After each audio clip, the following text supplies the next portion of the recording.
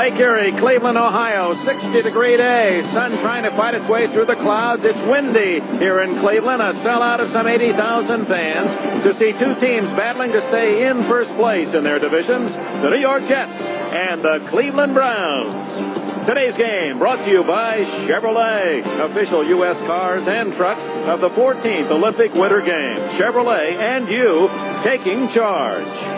By Budweiser, proud sponsor of the U.S. Olympic team. For all you do, this Bud's for you. And by GMAC, the financing people from General Motors.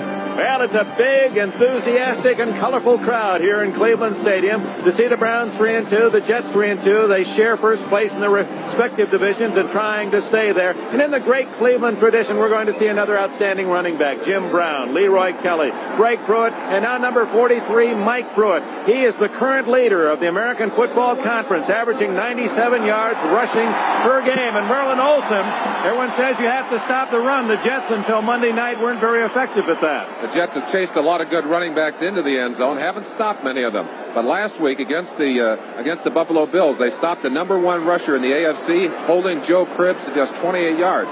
Now, after that great performance, they're still in 27th place in the NFL against the rushing game. Well, they have to stop Pruitt today, or Brian Sipe, the quarterback of the Browns, would enjoy a comfortable afternoon. Sipe has been hot and cold. Brian Sipe really stopped himself and the Browns last week. 4 turnovers, personally held responsible on 3 pass interceptions and 1 fumble, and that's the kind of thing that Sam Rutigliano does not want to see today. Now, when Sipe is hot, he can be very, very hot. 1980, he was the league's MVP, and he can throw the football extremely well. On this shot, he puts it into the hands of Harry Holt, and he'd like to be thrown to the guys in the white uniforms out there today. Well, the Jets are performing without the number 1 rusher in the entire National Football League last year, Freeman McNeil. He's out for a couple of months, but it's a talent-rich team, the Jets, and they have capable fill-ins. They've got a lot of fine players. Bruce Harper, number 42, 118 yards last week. They were glad to see him come off the injured reserve list. Crutchfield, Durking, Augustiniak. They'll use these backs in different combinations, and they use them very effectively. So the Jets in their green and white getting ready for the kickoff. The Browns will receive. There's Joe Walton in his first year as the head coach of the Jets, replacing Walt Michaels this year in a 4-way tie for first in the East. And Sam Rutigliano on the near sidelines. His team also tied for first place with the Pittsburgh Steelers, who will engage Cincinnati tomorrow night. The Browns will get the ball first. Dwight Walker and Boyce Green are deep as Pat Leahy kicks it off. Kicking with the wind, and you see already the effects of those gusty breezes off the lake. We'll have some adventures on kickoffs and punts going especially right to left. Brian Sipe, the quarterback, veteran from San Diego State, where he played for Don Coryell. Dwight Walker and Mike Pruitt, the leading rusher AFC. Bobby Jones, the former Jet, along with veteran Dave Logan, the tight end, brilliant Ozzie Newsome, and when they go to the 2 tight end offense, Harry Holt from the CFL. The blockers, Deacon, Jackson, Bad, they love that kid at center. Delamalure, the veteran, and Ryson will have his hands full with Gastineau. From the 20. Sipe comes out throwing.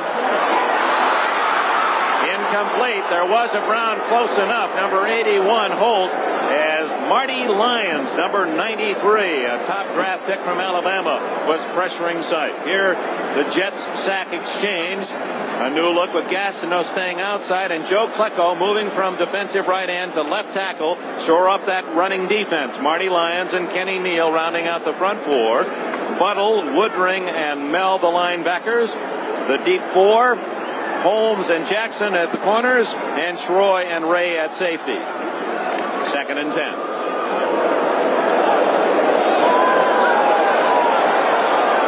To Newsome, and outside Newsome, who was looking for the ball inside.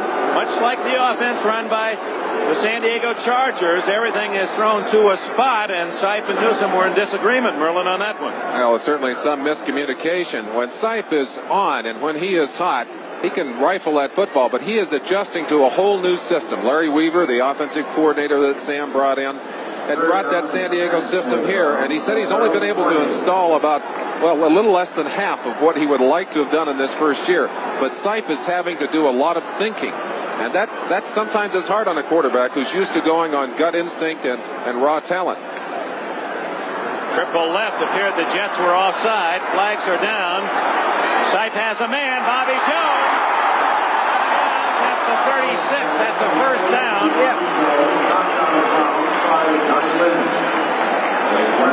We'll check the penalty. Jets did jump the gun. Were they pulled offside? Certainly, if they did jump offsides, they will refuse the penalty. Offside, number 93. Decline the penalty. First down. 16 yards to Bobby Jones, the former Jet receiver, and he's done very well here in Cleveland.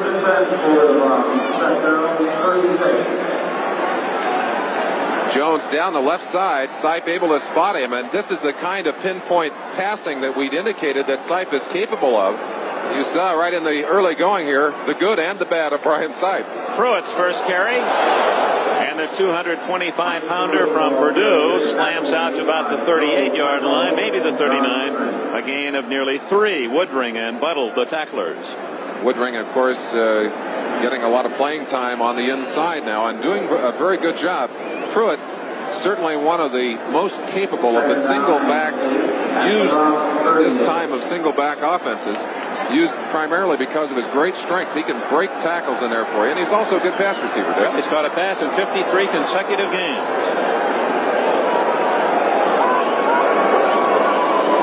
Throw it again. Not much there. Out to the 40-yard line. It'll be third down and 6. John Woodring, who was replaced Stan Blinka, made the hit. Woodring, number 57 from Brown University. His dad is Dean of College of Engineering at Drexel, and he has a sister who's an outstanding lacrosse player at Brown. And as is the case for many players, he spends some time over there on the sideline as he's replaced by number 50, Bob Crable. Crable will come in on passing situations for the Jets. Along with number 29, Johnny Lynn, in a 4-2-5 defense.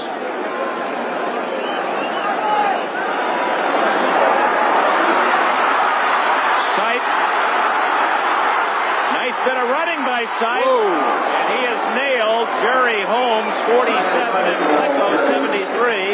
I believe he might have picked up the first down. He's to the 46. As you can see, Sipe is not known for his blazing speed. Not known for his speed, but certainly you can't criticize his courage here. And he knows full well where he has to go to get that first down. Now, a little bit of good running right there, but watch him as he takes a shot right there by 3 of the Jets on defense. Boy, he paid for that yardage. Sipe, who is only 6'1" and 190. And they said he was scouted at San Diego State. He's too small, he can't throw, and he's not mobile. He was one of the very last men picked in the draft back in 72 and has become not only a starter but an MVP in the league. Pruitt trapped in the backfield by Neal and then dragged down by Mel and Woodring. That'll be a loss of 3 or 4. I talked to Kenny Neal about that switch from defensive tackle to defensive end.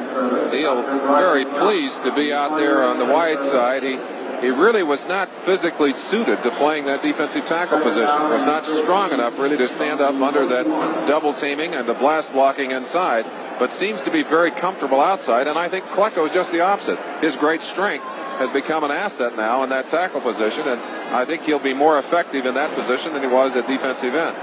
7 sacks, as you saw Monday night against Buffalo. The Jets had only 4 sacks in the first 4 games. That was a loss of 5. So on second down, Sipe to throw. Ozzie Newsome at the Jets' 46-yard line. It'll be shy of a first down, however, by 2. 14 yards on the play. Ozzie Newsome, one of those special receivers, and he gets special privileges really in this offense. They've designed a lot of it to get him open. Right here he's working on Johnny Lynn, number 29, but that's just sheer talent to be able to go up and pull one out of the air like that and then to hang on to the football. Here it is again. It's Newsome, who has averaged 52 catches a year. It has to fight his way to get Pro Bowl recognition. There's abundance of outstanding tight ends with Winslow and Odoms and Chester and Ross and Casper edging him out in the last 3 years. He's made it only once. It is not a first down. This is 4th and short, and Pruitt plows in for the first down at the 43. The strength of this offensive team for the Browns really revolves around the offensive line, Pruitt and Sipe when he's on. You see the kind of power that he gets coming in behind Joe DeLamielleure right there, pulling up behind him, and Robert Jackson, the two pulling guards, giving him a little room. But a big back like Pruitt, once he gets squared away to that line of scrimmage and gets a little speed up, he is mighty tough to haul down. First report from Chicago, Minnesota's Darren Nelson has run 56 yards for a touchdown. Vikings lead 7-0. Pruitt. Whoa. Boy, he gets up a load of speed on that 225 pounds. But Joe Klecko, and I want to ask you about that. Here's Klecko playing your position, defensive tackle, moving from end. What are the complications of that move? Well, certainly a difficult transition. But right now you're seeing Klecko on the inside. But let's watch Gastineau right here on the front of your picture. He's going to break to the outside and really using too much speed, overruns the backside of the play. Now, Gastineau is so quick that often he can come from behind and make a play. But when you do that, you lose the angles, and on that play, the angles beat him. Boyce Green replaces Pruitt, who was shaken up on that last tackle. This is Green, the rookie. Oh, he looks ready to play. He's to the 33-yard line. A number 11 draft choice from Carson Newman College. Boyce Green near a first down.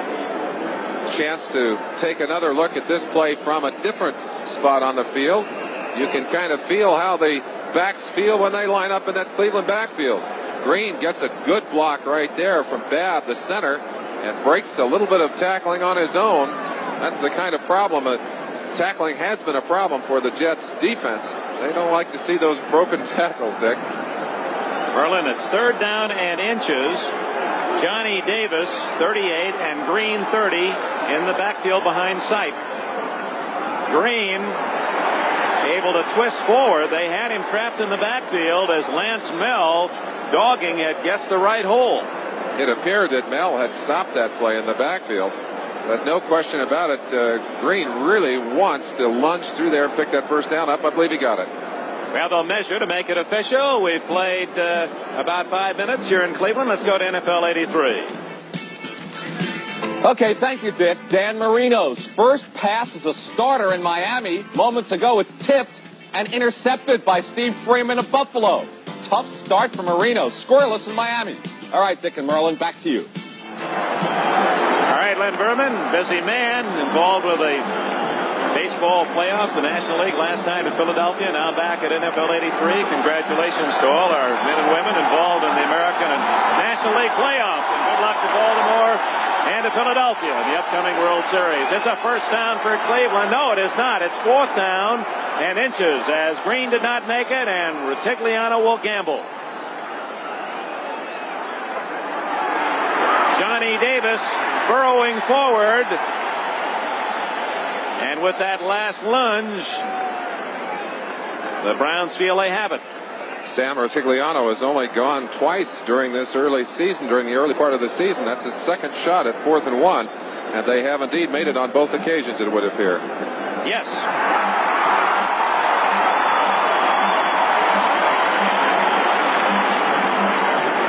So it's been a time-consuming drive for the Browns with the opening kickoff. 7:45 remaining in the first quarter. The Jets haven't had the ball yet.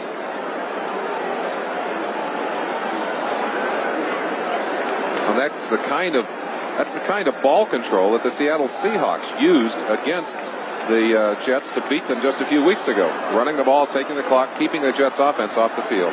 From the 32-yard line, Mike Pruitt back in the game, slides inside the 30. Short yardage, Kenny Neal from Iowa State playing at defensive end, made the tackle. Let's go back to Klecko inside, Merlin. You talked about the adjustment. It's a big adjustment to go from defensive end to defensive tackle, but perhaps even a bigger adjustment to go from the left side to the right side. Klecko on that particular play lined up right on Babb's shoulder, and you saw Babb using tremendous power, just blew Joe Klecko right out of there. And Klecko, of course, a very powerful player, but they're really high on Mike Babb. They feel that he is going to be one of the great centers in this league. Brian Sipe, they had 2 delay of game penalties last week, and they were slow getting organized this time. The crowd, sensing that 30 seconds ticking away, let Sipe know he finally was forced to call a timeout. No score, 6:49 left, first quarter. Shades of Mean Joe Green, and look how Joe Klecko has lined up, slanting to the inside on Mike Babb. But watch the way number 61, Babb, turns him right back outside, making room for Pruitt inside. Good play by the center, and Klecko out of that particular play. Babb is from Texas, a 5th-round draft pick a year ago, and Retigliano feels he's a future all-star. He's 6'4" and 270. He's replaced Tom DeLeon. Second down, 8 from the 30. That's Newsome in motion. Harry Holt. He's to the Jet 24-yard line. He'll be short of the first down. Lance Mell made the tackle after a 6-yard pickup. Holt, who was recruited, in essence, out of the Canadian Football League. As you see Mike Pruitt, they're attending. He had the wind knocked out of him. Now they're looking apparently maybe a possible rib injury. Holt was entertained by some 10 NFL teams, and the Browns were able to win him into a brown and orange uniform. He's paid some dividends already. He caught that big 48-yard touchdown in overtime to beat the San Diego Chargers. He must have hurt his ribs, Dick. That's a rib cinch that they're going to put around him. He was having trouble catching his breath. Oh, batted down. Lance Mell making the defensive play as he shot through and fly swatted Sipe's pass right back in his face. Mell has 2 interceptions on the year and is the big play linebacker from this Jet configuration. You saw it right there, sticking himself right in the middle of the play and knocking it down. Sipe has trouble with his height. He's listed at 6'1", but I would contest that. I don't think he really gets over 6 feet. You saw Mel just knocking it away on that particular play. So it's 4th down and a very long yard. As you can see, the yardsticks across the way. It's more than a yard, but Retigliano is not going to try the field goal into the wind. Double right formation. And they run the other way to Green. And he is not going to make it. A flag is down as Ken Troy, 48, came up from strong safety to tackle Green. Now it's a matter of whether or not a penalty will give the Browns a first down. Apparently it will not, and the Jets take over. Kenny Troy, last week, an interesting note from the Jets indicating that the 2 safeties. Number 82 declined the penalty. First down the other way. Between the 2 safeties, Troy and Darrell Ray, they had 1 assisted tackle in all that game last week. Well, that's when your linebackers in line are really doing the line job. of linebackers really stomping them. That's rocking chair for the safety men. So no score. The Jets finally get the ball. Joe Walton, 47 years of age, former baseball catcher and a pretty good one in his youth. Still uses that look as the head coach along the sidelines. Jets have the ball for the first time after the Browns 9 minutes, 6 seconds to nothing as they went 17 plays only to be stopped at the 25. This is Crutchfield, a pickup of about 5 yards for the second year back from Iowa State. Clay Matthews, 57, made the tackle. That was a long time-consuming drive, but the Browns came up empty. That's certainly painful when you control the football that way and get down into what should be scoring territory. And you got to wonder, is the wind really that strong? Of course, it is gusting here, and there are all kinds of wind levels in this stadium. Don Cockcroft, who used to kick here, said there are about 4 different levels of wind. You get it in the right level, and you get a great pun off. 6 yards for Crutchfield, 2nd and 4. Crutchfield again, and a big hole. He has a first down out across the 35-yard line. Larry Brazil, number 47, made the tackle. We understand that Pruitt, they're still working on that bruised rib, and he may not return, and that could be tremendously critical to the Cleveland cause. Well, Dick, you talked about his carries, 80% of their running game. They're really missing. Richard Todd, the quarterback, with Durking and Crutchfield in the backfield. The wide receiver, Wesley Walker, second in the league in catches and first in touchdowns. Gaffney, 2 tight ends, Barkham and Schuler when they go to that set. Ward, Pellegrini, Fields, Alexander, and Powell, the offensive line, one of the best in the NFL. Here's Pruitt, and it looks as if he's on his way to the locker room. Yes. So Mike Pruitt, the leading rusher for the Browns and in the American Conference. bruised early in this game. And the fans here in Cleveland have to be fearful that they've lost their top offensive threat. And Rutigliano said it many times yesterday to us, Merlin. You've got to run it first. You've got to stop the run first. And that may well stop the Cleveland running game, that injury. Todd flips it to Augustiniak, who is stopped at the 44, shy of the first down by Brazil. Augustiniak, like Pruitt, from Purdue University. Augustiniak getting up rather rockily there, but there is a great advantage to mixing your backs. Defense for the Browns, rookie Reggie Kemp. Bob Golick, he's become the leader of the defense with Keith Baldwin. 3-4 alignment. Linebackers are outstanding. Banks, Ambrose, Cousineau, and Matthews. Basically all number 1 picks except for Ambrose. Brazil and Dixon at the corners. Burrell and Whitwell, a converted wide receiver at safety. 3rd down and 5.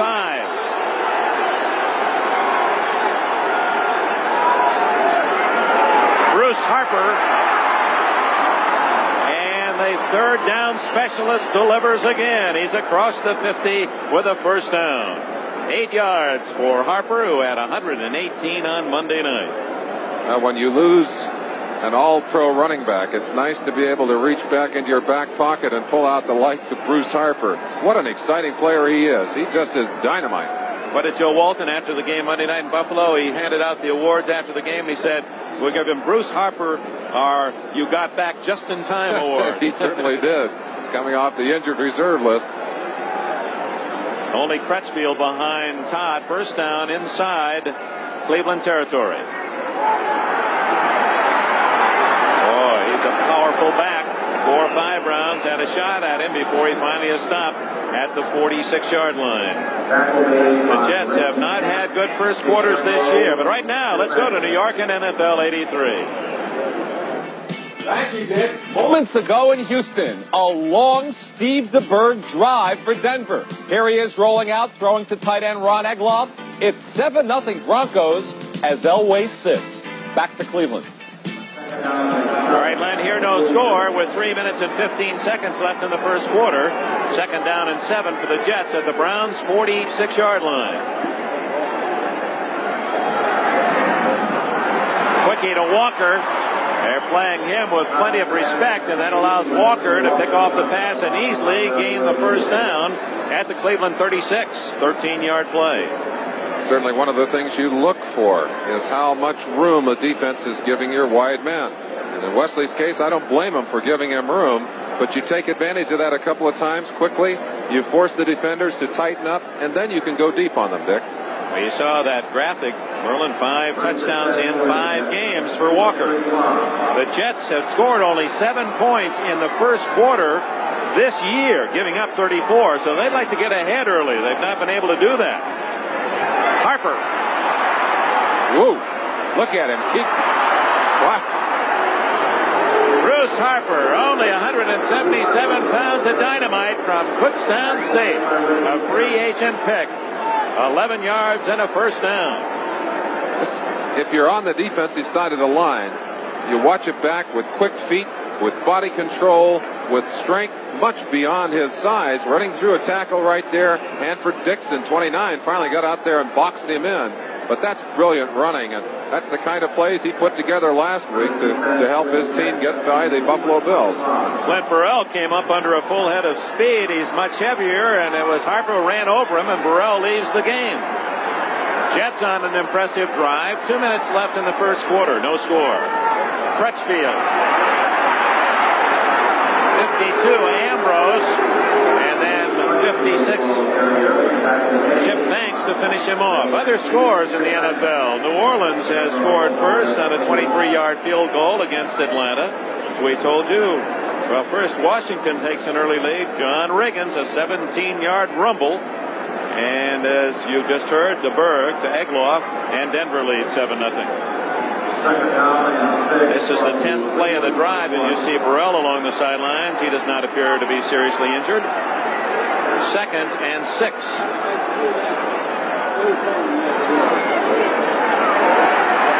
Todd back to Crutchfield. And He's near the 16-yard line. It'll be short of a first down. Chip Banks, #1 draft pick from Southern California, made the tackle. Banks, an outstanding athlete, has been moved from the weak side linebacking position to a strong side backing position. Won't get quite as many big plays in that spot, but certainly can use his great strength more effectively. Defense versus the run. Cleveland has done a good job shutting out some outstanding runners. Warner had a good day for Seattle last week. Crutchfield, he's nailed right at the 15. That's going to be very close to a first down. Interesting decision here for Joe Walton. He has gambled a number of times. In fact, he's gone on 4th and 1 10 times during this season. I think that's probably high in the NFL. I don't think anybody's done more. Brown, Minnesota, Sims of the Lions, Alexander, Cincinnati, Muncie of the Chargers, Warner, Seattle. They've kept the top runner under 100. It's short of the first down. 4th down and inches, and again, Walton goes for it.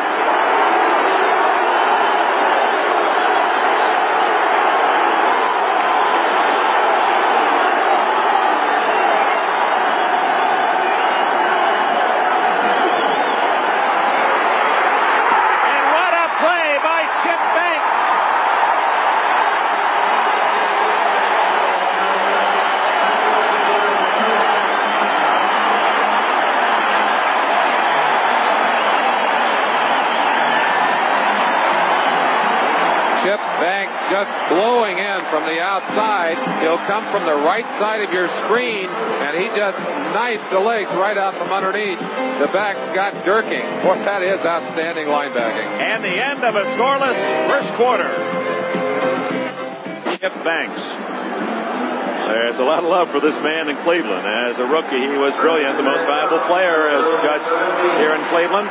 And he's made a big stop. The Browns take over. We open the second quarter. Browns ball at their own 17.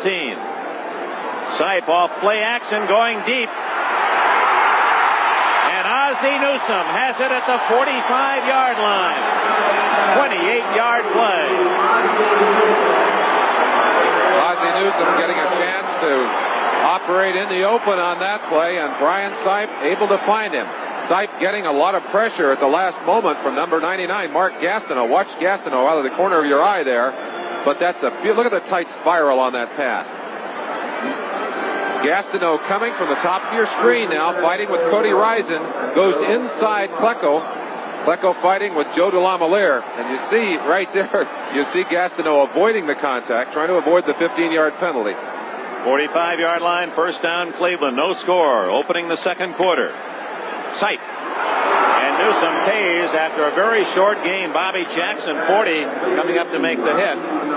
Sipe now is 5 for 8. One of the startling statistics going into this game, Merlin Olsen, if someone said, who's thrown the ball more? What quarterback leads the NFL in passes attempted? What would you have said? Well, you would have said Dan Fouts. I think everyone would have. But Dan Fouts is second. He's third. He's third to these two teams. Sipe, actually, that is a passing offense. But in passing attempts, Sipe is number 1, Todd is number 2, and Fouts is number 3. I think, though, if Todd had been able to, or if Fouts had played the whole game against the Jets, he would probably be number 1. Second down, 7.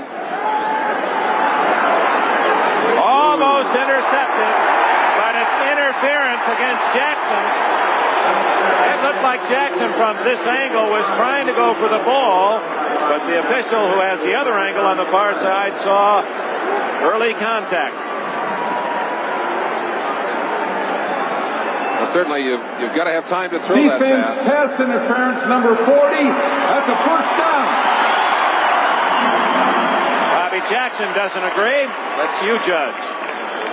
Getting down on the line of scrimmage, you see Cody Risen working on the top, getting some help from Boyce Green right there. You won't see the contact here, but you can see Jackson coming over the top. A chance to look at the protection again as they gave Sipe time. You see Green helping on the top, Joe DeLamielleure working on Klecko, number 73. First down at the Jets' 47.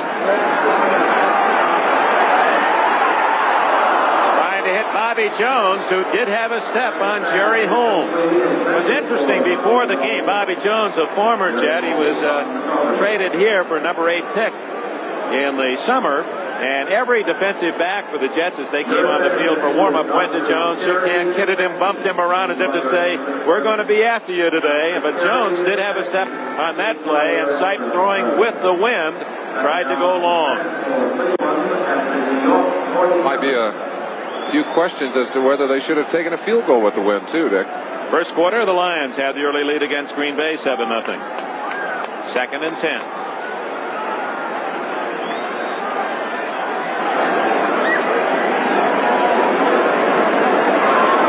Green, and the rookie is all the way to the 25-yard line.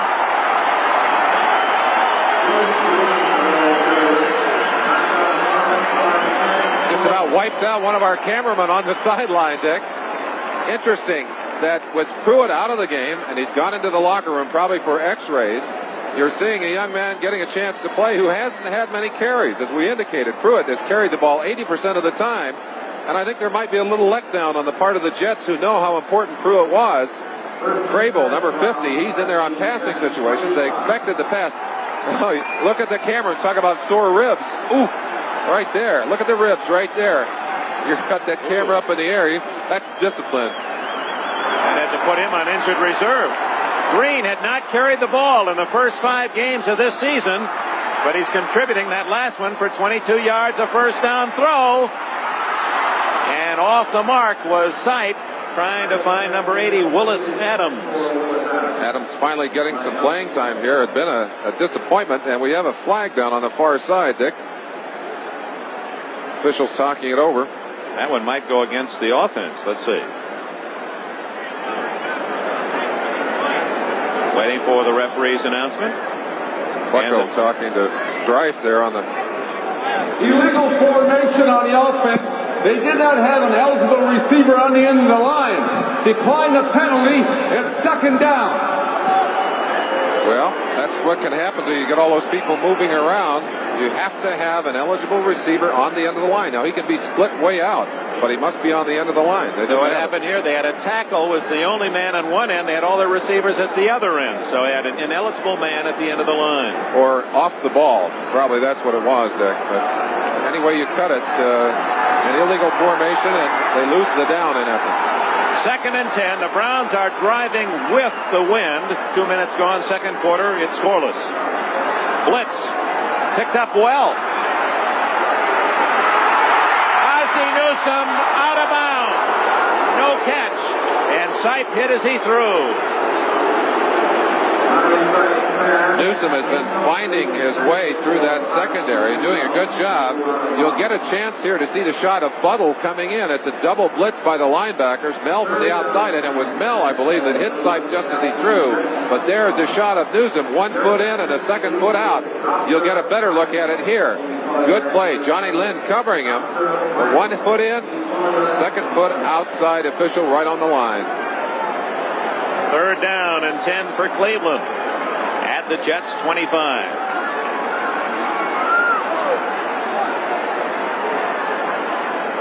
Dwight Walker, the only back.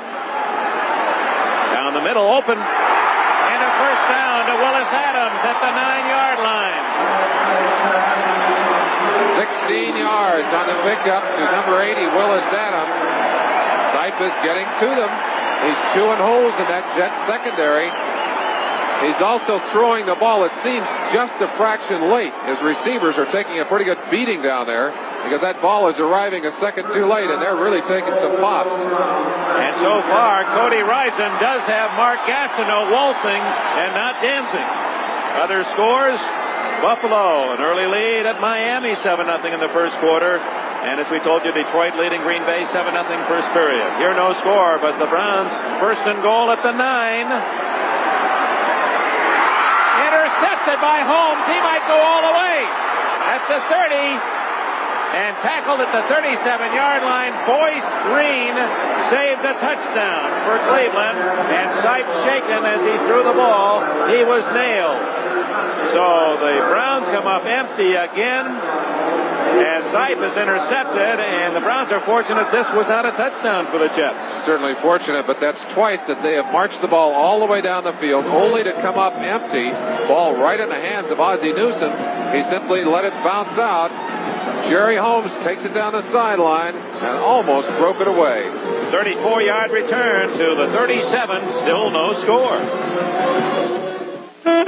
Once it was hard to find good-looking And slants. Sipe shaken on that pass interception. It appears they're working on his knee, Merlin They're Olsen. looking at his knee. I think what happened, Dick, is he becomes just another defensive man on an interception, and somebody peeled back and knocked him down. Maybe twisted his leg a little bit, but he got off under his own power, and they're having a little conference down there. Let's hope that's not a serious injury. Browns have already lost Mike Pruitt with bruised ribs in this first half. Richard Todd takes over at the 36-yard line after the Holmes interception. Gaffney out of bounds at the 45-yard line. Derek Gaffney, 9-yard gain. Chip Banks made the hit. The Jets and Browns, it's been an unusual game in this respect. This is only the fourth possession. The Browns have had it twice, 2 long drives that have failed to score, and the Jets' only previous possession, they had the ball 6 minutes, went 12 plays, only to be stopped on 4th down on Chip Banks' tackle. So nothing, under 12 minutes left first half.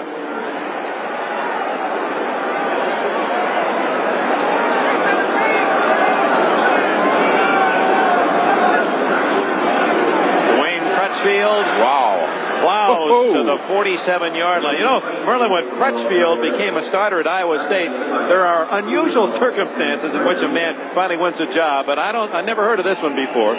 Back in 1980, the Crutchfield 45, as you see him, the man starting in front of him was sick and threw up in the huddle, and they got him out of there and put Crutchfield in. The other man got healthy, but Crutchfield stayed. Well, he picked up a big 8-yard gain on that play, and he took a lot of the Browns with him as he marched down. Paul McDonald, the backup quarterback to Sipe, although Retigliano calls them both starting quarterback. Crutchfield. Ooh. And he again shows his power. He's hit, gets a couple more yards afterwards. Tom Cousineau, 50. 57 Matthews teamed up on the stop. Crutchfield indicating the official that somebody tackled him by the face mask there and upset him. He's had a little bit of a weight problem. Last year, played over 240 pounds. They tried to keep him at about 230, and that's not easy. He is a very big man. 30-inch thighs on that running back. 7 carries for 32 yards. Crutchfield goes out. Harper and Durking are now the backs behind Todd on 2nd and 6.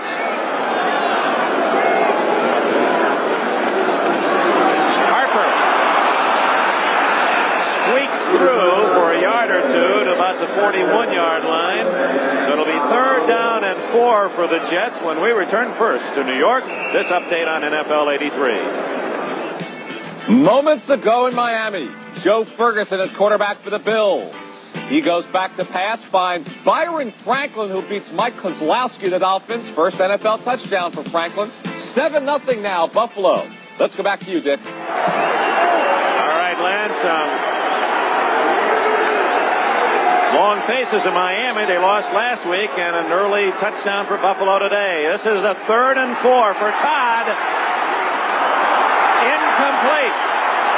The ball was there to Jerome Barkham, the Dean Emeritus of the Jets offense, the 12-year veteran, unable to hang on as Clinton Burrell, 49, knocked it free. And once again, the Jets, as it has been with the Browns, are stopped. The blitz is on. Cousineau, number 50, getting to Todd right there. Todd got the ball away and got it into Barkham's hands, but Barkham could not put it away, and it was knocked down, ruled incomplete.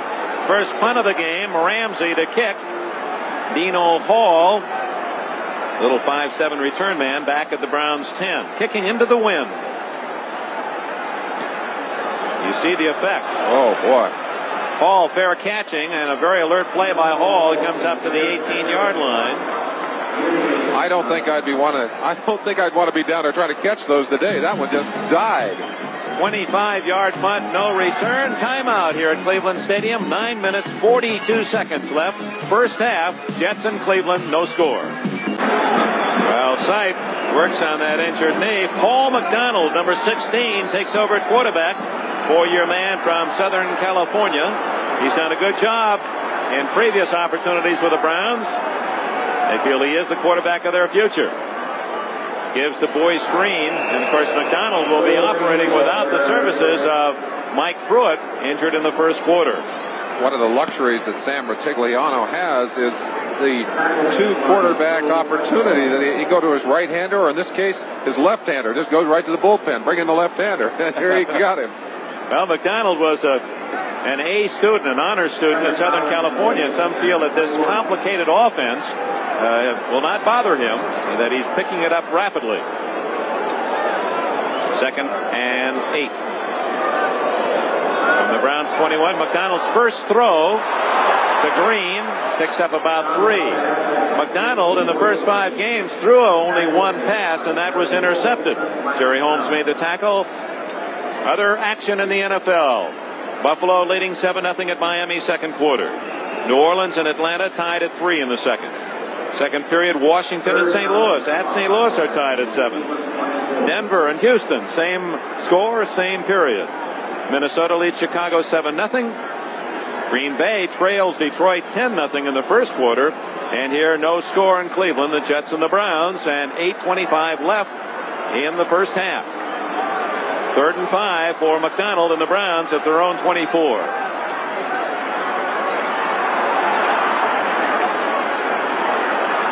He's hit just as he throws, incomplete the result. Klecko and Gastineau were sandwiching McDonald. 3-man rush. Gastineau coming from the outside, working again on Cody Rison. You see Klecko breaking the pocket up inside. No place for McDonald to step. No room there, and Gastineau finally crunches him to the ground. Mike Harmon, number 23, drifts back for the Jets at the 34-yard line. Jeff Gossett's first punt. Gossett, former Kansas City Chief, was not drafted as a football player out of Eastern Illinois, but was by the Mets as a baseball third baseman outfielder. Played a couple years of minor league ball. He hits this one with the win. Harmon at the 25. The rookie to the 36-yard line. Now the Jets have it again. As Gossett with a 53-yard punt and 8-yard return. Willis Adams made the tackle. The Jets have the ball. 8 minutes remaining in the first half. Jets nothing, Cleveland nothing. York and Gifford Nielsen at quarterback for the Oilers. The shotgun. The blitz from Denver. He will throw to the AFC's leading receiver, Tim Smith. He is gone, but it's now 10-7 Denver. Back to you, Dick and Merlin. All right, Len. Tim Smith, what a year he's having for the Oilers. Here, no score. Jets have the ball at their own 36-yard line. And Crutchfield. Short yardage as Schuler in motion tried to lead through the hole. Clay Matthews, 57, plugged it. From some solid heritage. His dad, Clay, a 49er player in the 50s. And a brother, Bruce, number 1 pick of the Oilers. Down on the line of scrimmage, number 60, Dan Alexander, doing a great job of blocking on Golick as he's double-teamed to the inside. Alexander consistently grades out at the end of the season with higher grades than any of his more publicized lineman compatriots. Hasn't had the publicity they have, but certainly has the respect of the defenses around the league. Well, we'll watch that right guard, Alexander. 2nd and 8. Harper and a fine open field tackle by Dick Ambrose, a veteran from Virginia. Harper, if he gets away from Ambrose, has some yardage outside, but Ambrose holds him to about a 3-yard gain. This telecast presented by authority of the National Football League, intended for the private use of our audience. Any rebroadcast or other use of this telecast without the express written consent of the Cleveland Browns and the National Football League is prohibited. I love that nickname. He earned the nickname Bam Bam. What a great nickname for a linebacker. 3rd down, a long 5.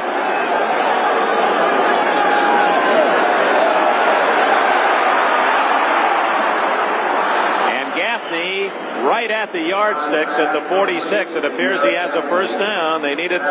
Gaffney has 6. Alexander not only has to block the 4-man line, but occasionally on the 3-man line, he's an alternate pickup man. He's looking for someone to break loose, but his other friends are doing a good job.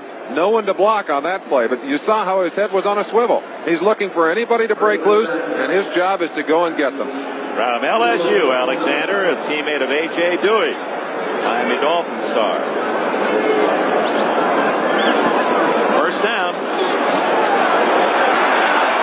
Harper to the 48-yard line of the Browns, a gain of 5. Cousineau, a wealthy inside linebacker of the Browns, the $1 million man, made the tackle.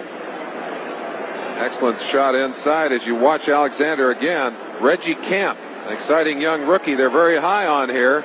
Reggie just stacked him up. Joe Fields, number 65, came out to help. Let's watch the pass play. Now you'll see a blitz by number 52, Ambrose, on the outside. He blows right through a couple of blockers there. Pass right on target to Harper. Boy, he has good hands. Second down, 5 from the 48 of Cleveland. Good play action. It didn't fool Chip Banks.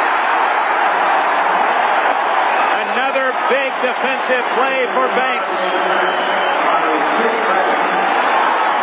7 yards on the loss. Banks absolutely ran right through Jerome Barkham to get at the quarterback. And watching Richard Todd on his play action passes, watch his head. Now you see his head dip there.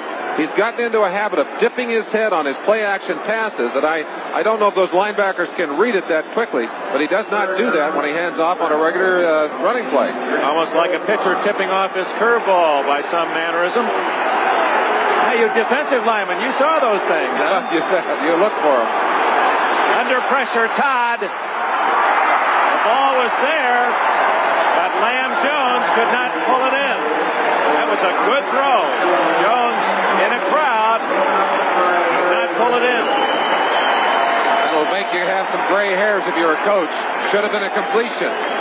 Todd read the defense, knew where the open man was.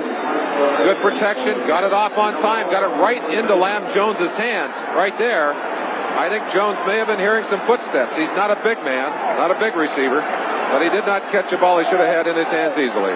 Ramsey just did get it away, and Hall, fair catch at the Browns' 26-yard line. Well, to match the number on his uniform, Little Dino. 4 minutes and 29 seconds left in this first half, and still no score. Browns have the ball at their 26-yard line, and Brian Sipe is back in to quarterback them. There are his numbers for today. 1 interception down at the goal line, returned by Jerry Holmes, 34 yards, to deny the Browns the best chance to score today. Boyce Green. And he's whiplashed down by Gastineau. Gastineau, a reserve bit of gesticulation for him. I think he'd like to have this crowd down on him. He seems to respond to having everybody chasing him. If you were a teammate of Gastineau, would you tell him to dance or not dance?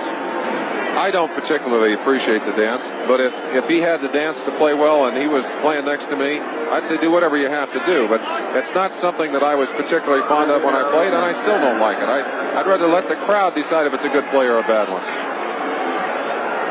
Second down and 10. Sipe to Holt. He can get up and run and picks up another 4 before Lance Mell can make the tackle. And Jerry Holmes is angry about what he feels was a push by one of the receivers the other side of the field. 8 yards for Holt, and it'll be 3rd and 2. Oh, surprising speed for a big man. Was a sprinter, wasn't he, Dick, when he was in high school? Indeed, he was. 100-yard state champion. I believe he grew up Arizona. 4.57, 40. That's right with Gastineau. Not quite as big as Gastineau.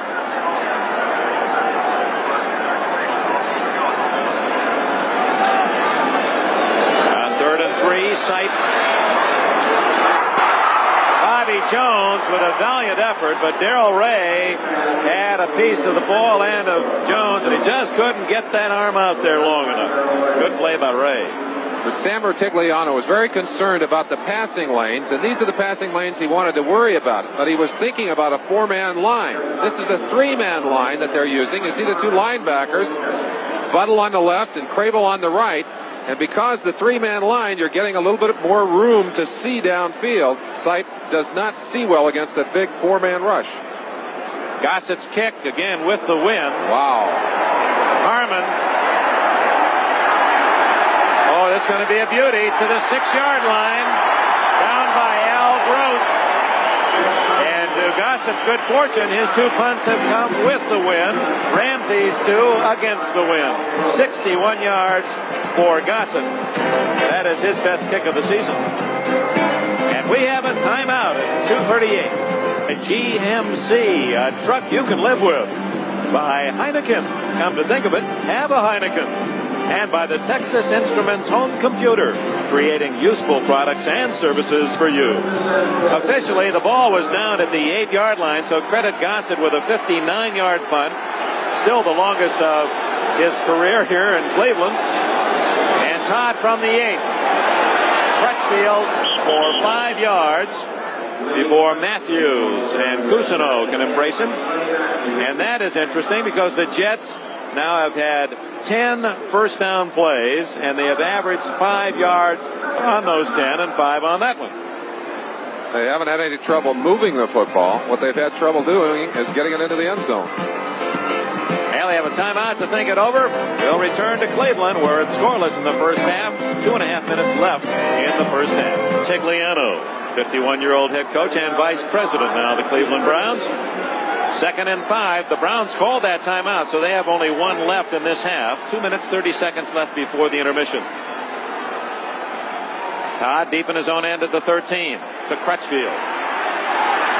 Oh, running through tackles Crutchfield to the 18-yard line. Appears he has a first down. And out of bounds to stop the clock with 2:23 left in the half. Jets in Cleveland, no score, but they're scoring elsewhere. Let's go to NFL 83. Thank you, Dick Enberg. They're also turning the ball over elsewhere. Rookie Dan Marino for the Dolphins, trailing Buffalo 14-0. He's intercepted for the 2nd time. So will we soon see Don Strock at quarterback. Back to Cleveland. Jets did not get the first down on Crutchfield's spirited carry. He got 4, so it's 3rd and 1. Todd sneaking, and he doesn't get a thing. Oh, my. That's twice on short yardage. The Browns have overpowered the Jets line. They spotted for a yard loss. 58, Scott Nicholas, the man that just speared him from the inside there, coming over the top. But that was Elvis Franks, 94. Elvis Franks, 94. Hard to see who it was, but Franks coming underneath. They just didn't move him. That's Pellegrini on that side. Pellegrini is the guard over there, and he's had an injury. He's got a thigh injury. He just did not even get to Franks. Franks blew inside and knocked Todd right on his back with some help from Nicholas. Not close. The Browns have held again. And they're going to get the ball with plenty of time left in the half. And again, Ramsey has to punt against the win. Certainly does. Now you see why the Browns called that timeout, but they wish they had not had to call a timeout offensively. This cuts down their options now as they move their offensive team onto the field. Ramsey will probably let the clock run down to the 2-minute mark. It's at 2:05 right now. There's no need to kick it, and he doesn't. There's the whistle, and the 2-minute timeout has been given. As Ramsey prepares to kick, 22 punts this year have been returned, but only an average of 4.9 per return. That's one of the best records in the NFL. No score. We'll be right back. Cleveland Stadium, no score. The Jets and Browns, NFL 83 coming up. The scores, outstanding plays. We'll run down the scores for you in just a moment. But right now, Chuck Ramsey into a 10-man rush. Dino Hall, anticipating a short kick, has creeped inside the 50-yard line. Ramsey, and it's a fair catch. Hall at the 46-yard line of the Jets. That was a good kick, and the wind just knocked it down. Other scores after that 37-yard punt. Buffalo leading by 2 touchdowns at Miami. New Orleans and Atlanta still tied at 3 in the second. Washington 21, St. Louis 7 in the second quarter. Denver has a 10-point lead, 17-7. Minnesota and Chicago tied at 7 in the second. And Detroit, hungry for a win. The Lions have a 17-0 lead over Green Bay in the second quarter. Here, no score. But the Browns, with 1:53 left and 1 timeout, have the ball at the 46, and Sipe with the wind at his back. Plenty of time. Good protection. What What a catch by Bobby Jones at the 40, but the clock continues to run. 6 yards on the play. 136, 135 left. Calling the audible in his 2-minute drill right here. Moving his linemen around, moving Ozzie Newsome to the right. Now he's got him going back the other way. 123, 122.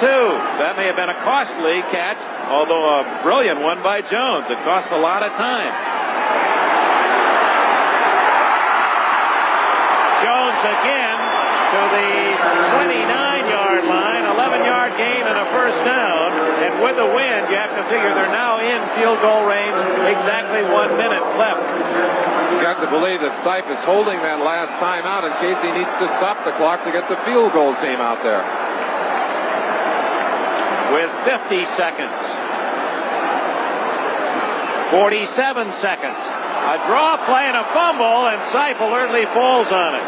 Now there's where you missed Mike Pruitt. That's exactly right. Pruitt, a great draw running fullback. And Boyce Green in there just did not get that football properly as Sipe came back. Sipe knew it. He felt it, and he dove back in there and picked it up.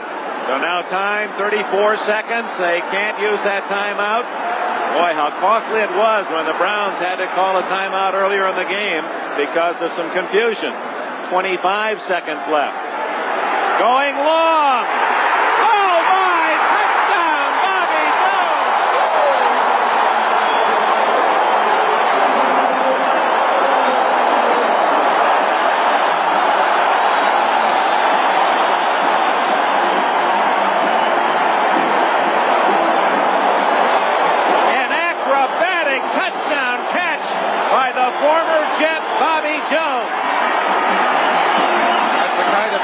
Bobby Jones went to sleep last night dreaming about making. He comes right back and absolutely shocks his ex-teammates into silence. Sipe getting time, getting a good protection cup right there from his offensive line, drills it down the middle, but you just can't afford to let the receivers get behind you on that kind of situation, Dick. And Matt Barr tacks on the extra point. One of the outstanding catches of this young season. Oh, Bobby Jones, and the Browns lead by 7. Bobby Jones, he attended Youngstown and Millikan colleges. Briefly, never received his degree, so he always announces himself as Bobby Jones from Texaco Tech. He was a former Jet for 4 years, and he just burned his former teammates with a brilliant catch at 7-0, and with the win, Barr finds the Jets taking the touchback. Well, he has won the favor of owner Art Modell of the Cleveland Browns, not only with his play, but the fact that he's a ticket buyer. He buys 40 tickets for every home game. He wants his fans and friends to be here. Well, he's a fine young man. You saw him lock eyes with some of his teammates across the line, and it had to be a good feeling for him. He felt that he needed a chance to play more football. Came here, and Sam Rutigliano has indeed given him that opportunity. And the Jets, with all their injury problems earlier, were sorry that they had ever traded that young man away. The Jets, who have seemed to battle the win every time they have the ball, are fighting the win now from their 20. And with 17 seconds left, Todd says, I'm not going to take a chance on a fumble. That will be the end of the first half. The Cleveland Browns, one big play by Bobby Jones, a diving touchdown. And the underdog Browns take the lead into the locker room at the intermission. This sellout crowd of nearly 80,000 at Cleveland Stadium cheering their favorites off the field. Jones' acrobatic catch gives Cleveland the lead at halftime, 7-0. Tough first half for the Browns. Mike Pruitt going out with an injury. And later, Sipe was roughed up a bit. The Jets stopping the Browns on 4th and 1 after holding the ball for the first 9 minutes. Now, Sipe was roughed up a bit here when this pass was intercepted by Jerry Holmes near the goal line and returned all the way out to the 36-yard line. But it was scoreless. 19 seconds remaining. You will not see a more gorgeous play than this one. Sipe to the ex-Jet Bobby Jones touchdown. 7-0 Browns, 32 yards. That's where we are at halftime. In Miami, a big surprise here. The Bills, 14-0 over the struggling Dolphin offense. It's the worst passing offense in the NFL. That's why Marino got the start. But Buffalo has done it through the air. Joe Ferguson, the man.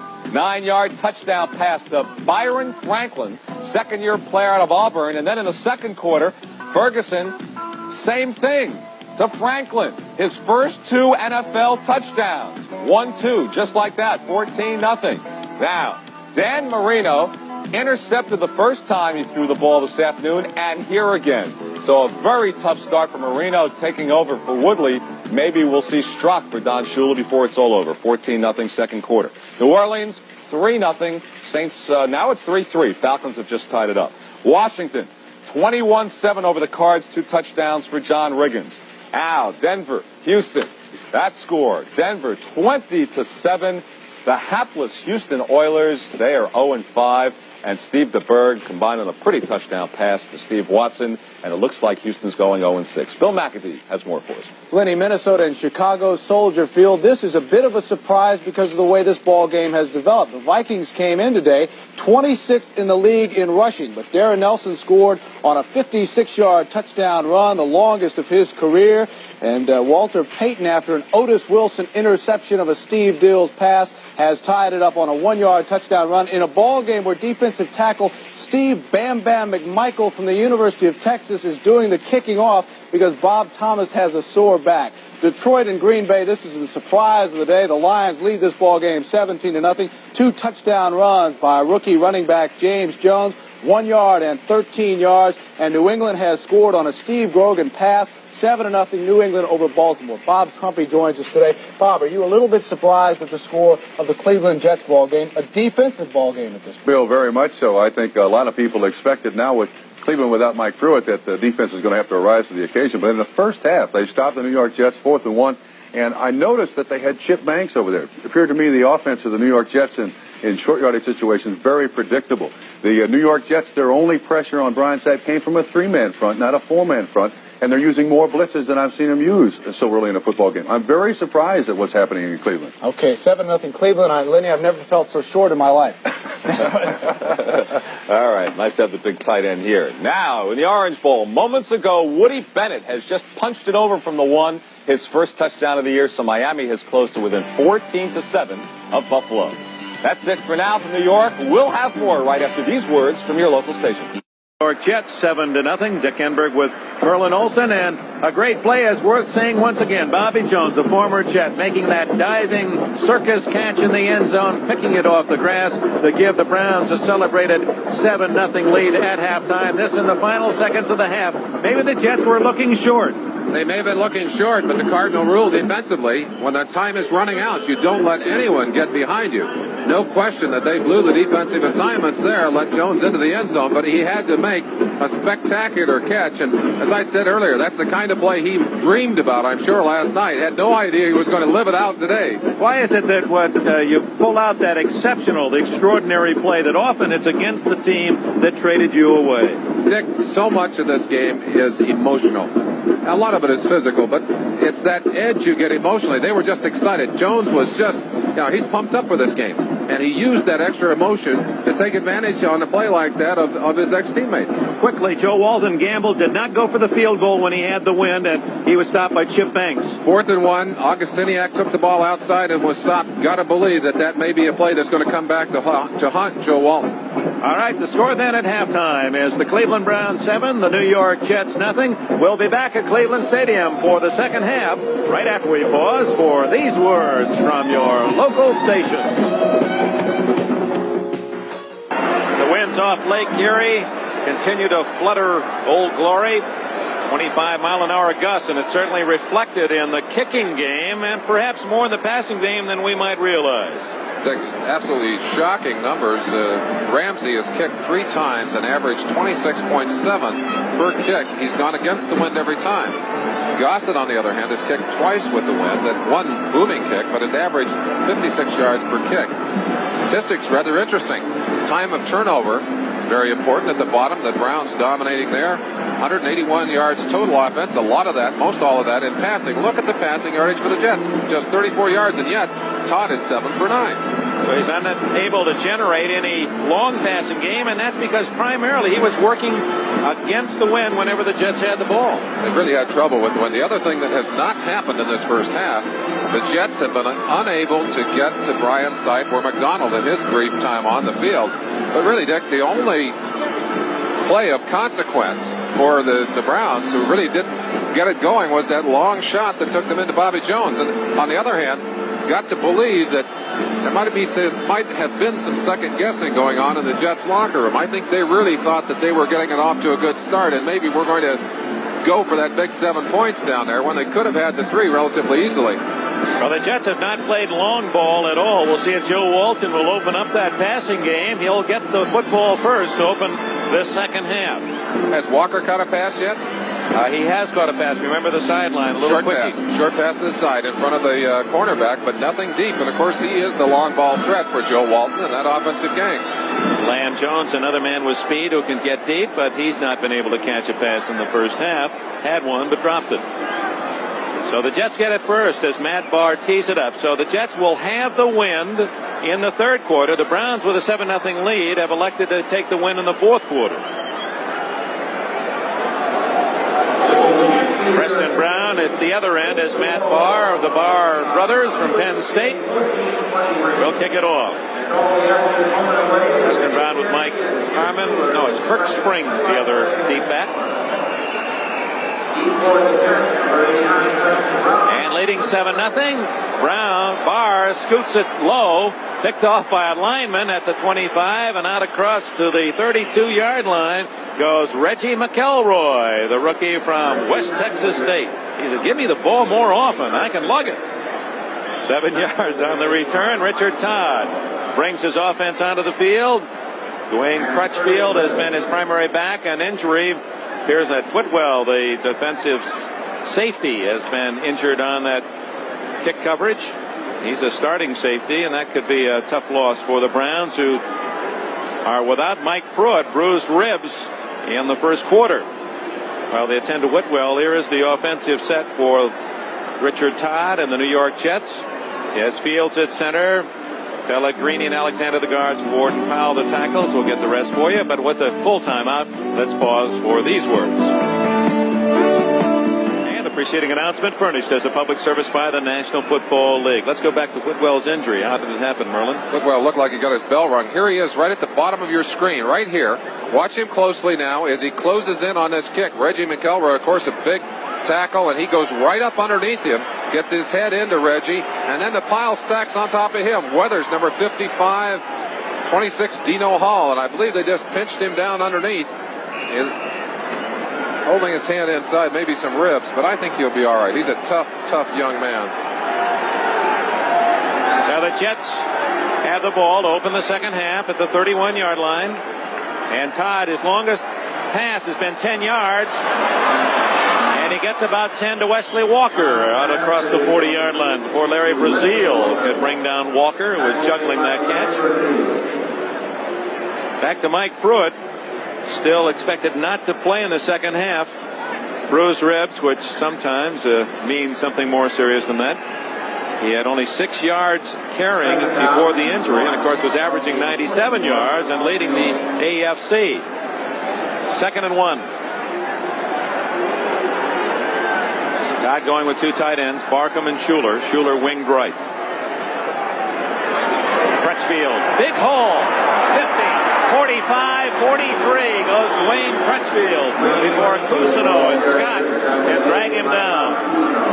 16 yards for the 232-pound Crutchfield. Tremendous speed and acceleration by the big back. Running over on the right side behind Marvin Powell. Powell just burying the tackle. Good block by the pulling guard. Good block on the outside by Pellegrini, 62, as he led the play downfield. But that's power running at its best. At the 43 of Cleveland, first down.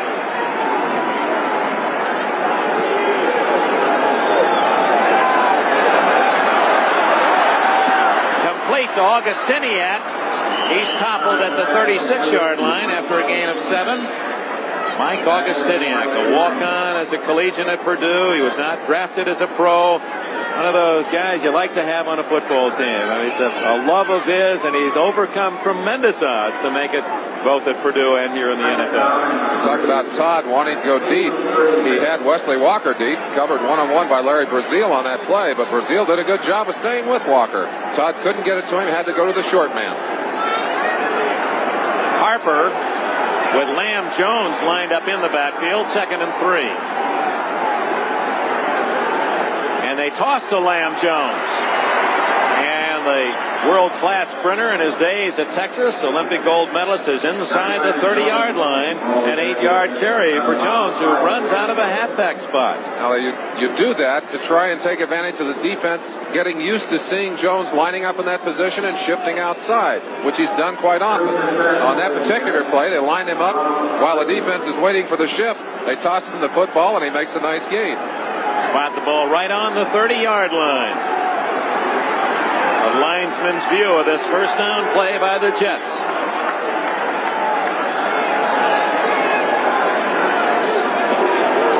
Crutchfield cutting back inside. Boy, and again, he was stopped after 3 and then carried for 3 more. It'll be 2nd and 4. Clay Matthews, 57. Chip Banks, the bookends for that defense. Jets talk about their bookends and their big defense or offensive tackles, Powell and Ward. Well, they've got their own bookends here in Cleveland, those linebackers. They spotted at the 25, 2nd and 5. Good protection. And there's Schuler to the 20, to the 19. It's a first down as Mickey Schuler, one of many Penn State graduates on this Jets team, has his first catch of the afternoon and 7 yards.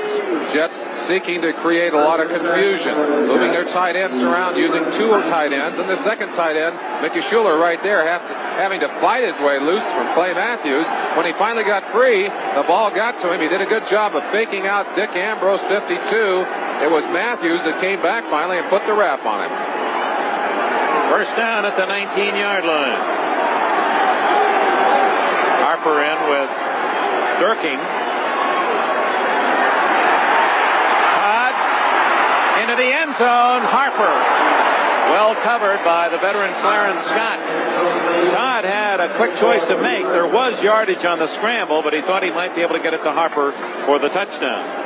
Tried to rifle that ball, and it's difficult to throw it accurately on the run. It looked like he was dangerously close to the line of scrimmage. Can't help but feel that if he had run the ball, would have picked up a pretty good gain.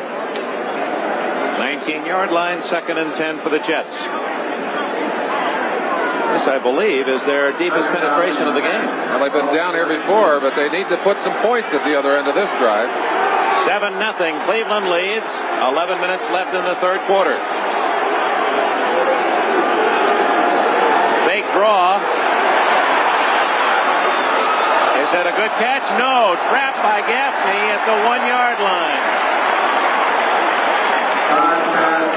Gaffney coming back to the ball. And, of course, Todd not wishing to overthrow that ball as the defenders were behind. Dropped it a little short. Gaffney got there, but the ball came off the ground. We've got a flag, and they're going to walk it off against the Cleveland Browns. Now, the personal foul, very costly for Cleveland. It takes it down to the 10. Personal foul, roughing the quarterback. Number 96, defense, first down. Reggie Camp, the rookie from California, guilty of the rough, and it carries a first down inside the 10. Camp coming from the left end position. Ball well thrown. He wasn't even close. Must have come in way late to earn himself a 15-yard foul. So first and goal inside the 10. Harper. Clay Matthews from the backside and a fumble. The Browns' Cousineau has it. And Cousineau is out across the 20. Oh, my. The Browns with a big turnover.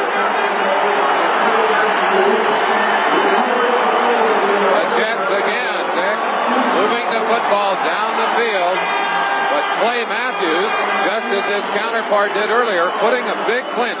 Watch Matthews, number 57, come from behind the play. He'll come right in behind Harper and swat the ball away right there. Right, his hands right through the football. pitches, 57, chasing down. Cousineau alertly getting the loose ball, and Cleveland will have it at the 23 when we return. Recovery to stop the New York Jets drive. The former All-American for Woody Hayes at Ohio State and the Browns have it at the 23-yard line. Bruce Harper obviously discouraged. 7-0 Cleveland. Less than 11 minutes remaining in the third quarter. Boyce Green, he's playing for the injured Mike Pruitt, to the 26-yard line, a gain of about 3. Woodring over there again. He had 7 tackles in the first half of this game, playing extremely well from that middle linebacking position, as he should. That's the position you make the most tackles from out of a 4-3. Defense for the Jets, Gastineau at left end, with Klecko at left tackle, Lyons and Neal, linebackers Buttle, Woodring, and Mell, Jackson and Holmes at the corners, and Shroy and Ray at safety. Sun breaking through.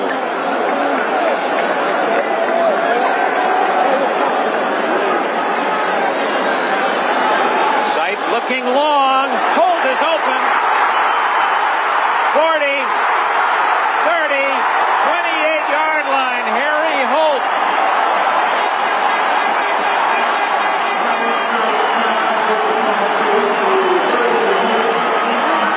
And Merlin Olsen for Brian Sipe. Quite a throw against the wind. Just going to say the same thing, Dick. He threw it against the wind, picked up 46 yards. I think that's one of the advantages of having played in this stadium as much as he has. He knows what he has to do. He really gunned that football, and Holt still had to wait for it, but he caught it. The defender gambling at the last second. You see Buttle going for the football there. Woodring, number 57, all the way downfield to be a saver on that play. Greg Buttle made the saving tackle. Jackson was the man who was beaten, went for the interception. Lance Mell makes another Jet tackle. He's led the Jets the last 2 years and leads them in tackles again this year. Clock ticking away. The Jets are only going to have a little bit of time with the wind left in this quarter, Dick. After they get the football, they need a big turnover here defensively. And, of course, Cleveland would like to sit on the clock, work it down and get some points, take the wind and the clock away from the Jets. Second down, 11.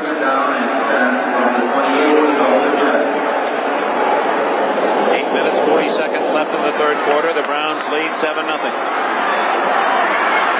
Going long again. Holt!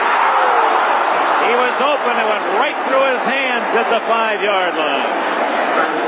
Johnny Lynn and John Woodring on the coverage. Other scores. Miami on a Woody Bennett run has scored. So it's now Buffalo 14, Miami 7. New Orleans and Atlanta still tied at 3 at the half. Washington a big lead at St. Louis, 24-7. At the half, 20-14, Denver leads at Houston. And at the half, it's Minnesota 10, Chicago 7. Halftime score, Detroit 24, Green Bay nothing. The Lions roaring in Pontiac. 7-0 here. Cleveland leads. Third down, 11. Sipe chased by Ben Rudolph. And Rudolph, a most important sack, because that chased Sipe right out of field goal range. Sipe disgusted with himself. Again, you wonder if maybe their plan offensively would be different if they had Pruitt in the ballgame. They've come out and gone for the home runs here when perhaps a more placid attack would have helped. But Rudolph running through the defense there. Gastineau coming from the outside, but Rudolph in place of Marty Lyons in there for their first sack of the day, and that was a very big play. Minus 16 yards on the sack, and now for the first time, Gossett kicking against the wind. Mike Harmon deep for the Jets. Wind blowing into his face. Fair catch, Harmon at the 20-yard line. So what a difference that wind makes. There was a 30-yard difference between the punting averages of the two kickers in the first half, and that was the reflection of one kicking with the wind, one not. Gossett knows now how it feels for Ramsey. I want to send along our sympathies, Merlin and myself and all of us at NBC Sports, to the family of Bob Ledbetter, the Giants coach, former Jets defensive coach, passed away on Friday night. Very sad for these Jet players. He coached with them last year, and of course with the Giants this year. They loved him. They really cared about him, and both teams have responded by putting together some trust funds for his young son, to make sure he'll be educated properly. A lot of love for that man. The Jets trailing 7-0, middle of the third quarter. And in the sunshine of Cleveland Stadium, Todd hit from behind, and down he goes. A sack for the Browns, and they almost had the football as well. Chip Banks, number 56, absolutely going in there and trying to steal that football. Had the sack, but wanted the football so badly. Here he is in the middle of your picture. Watch him come in. He's got Todd dead to rights. He's trying to take the football. Look at that. And Todd said, no, I got it still. I can't. And Banks can't believe that he didn't get that football away from Todd. Keith Baldwin then got the sack, but Banks, it was almost as if Todd was going to hand it off to him. He saw a touchdown written all over that play. Not fooled a bit as Harper on the draw runs right into Clay Matthews, number 57. It'll be 3rd and 11. Clay Matthews on the other side. They are indeed bookending that defense, and time ticking off, half the quarter gone, and again, the wind's such a strong factor in this ball game. Jets need to do something while they have that advantage here in the third quarter. 3rd down, 11. Game reminiscent, Merlin, of the one that we did in Shea Stadium against the Seahawks, where the Jets just couldn't seem to get anything serious going. Always a mistake or a problem.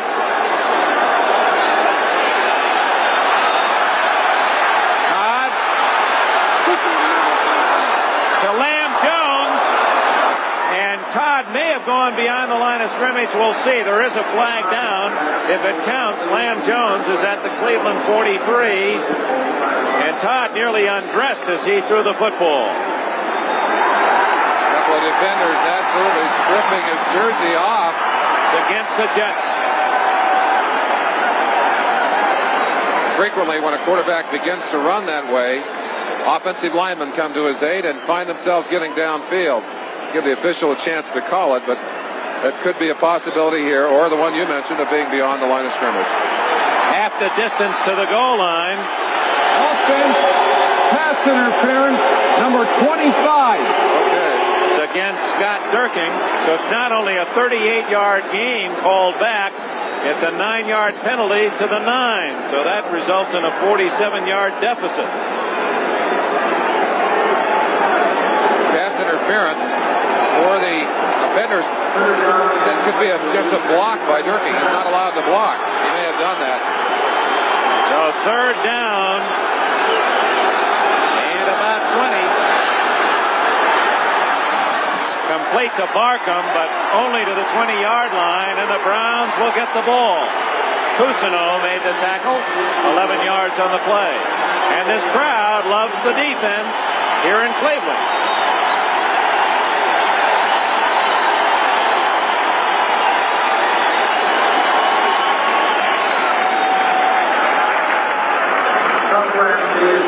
Dino Hall drifts out to the Browns 38. Ramsey, for the first time, kicks with the wind. I bet he's pleased about that. He said this one's for average, and then he scuffs it. Takes a Jets bounce across the 40 and down to the 34-yard line. May have tried to overkick that one with a chance at healthy wind at his back. 45 yards on the punt, and we have a timeout. The gifted Chip Banks, 56, just moments ago, he was explaining to the rest of his teammates, you wouldn't believe it. I saw it on the scoreboard. I had a touchdown. It was right there. I knew it, too. Lamb Jones had a catch in a big game, called back because of the penalty, and now the Browns still protecting a 7-0 lead. Have it at their own 35. Boyce Green for 3 and a flag down. Lance Mell made the tackle. Now we've got word again from the locker room that Mike Pruitt, although injured and not seriously injured, will not be back at all in this ball game. And I said it earlier, Dick, I think it makes a big difference to what is being done offensively by the Browns, not having his presence on the field. Although they have tried here apparently to go back to the running game and try and eat some clock up, and certainly they'd like to get that wind at their back when they open up the offensive guns again. Don't see that penalty much anymore, thank goodness. Clipping. Yeah. personal foul, illegal crackback on number 89. Well, actually a crackback, and that's a 15-yard penalty, not a 10. You heard Sipe say 15. Yes, on the personal foul, a chance for injury, and that's costly. Coming from the outside, those receivers can no longer cut down on the legs of the linebackers. And if you come in there and do that from behind, that is the 15-yard foul, and that's a good penalty to be calling. If it's happening on the field, you want to call it. And that could put a man out for his career. 25 yards for a first down for Sipe. Lots of time.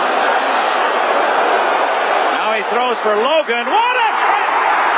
Oh, my!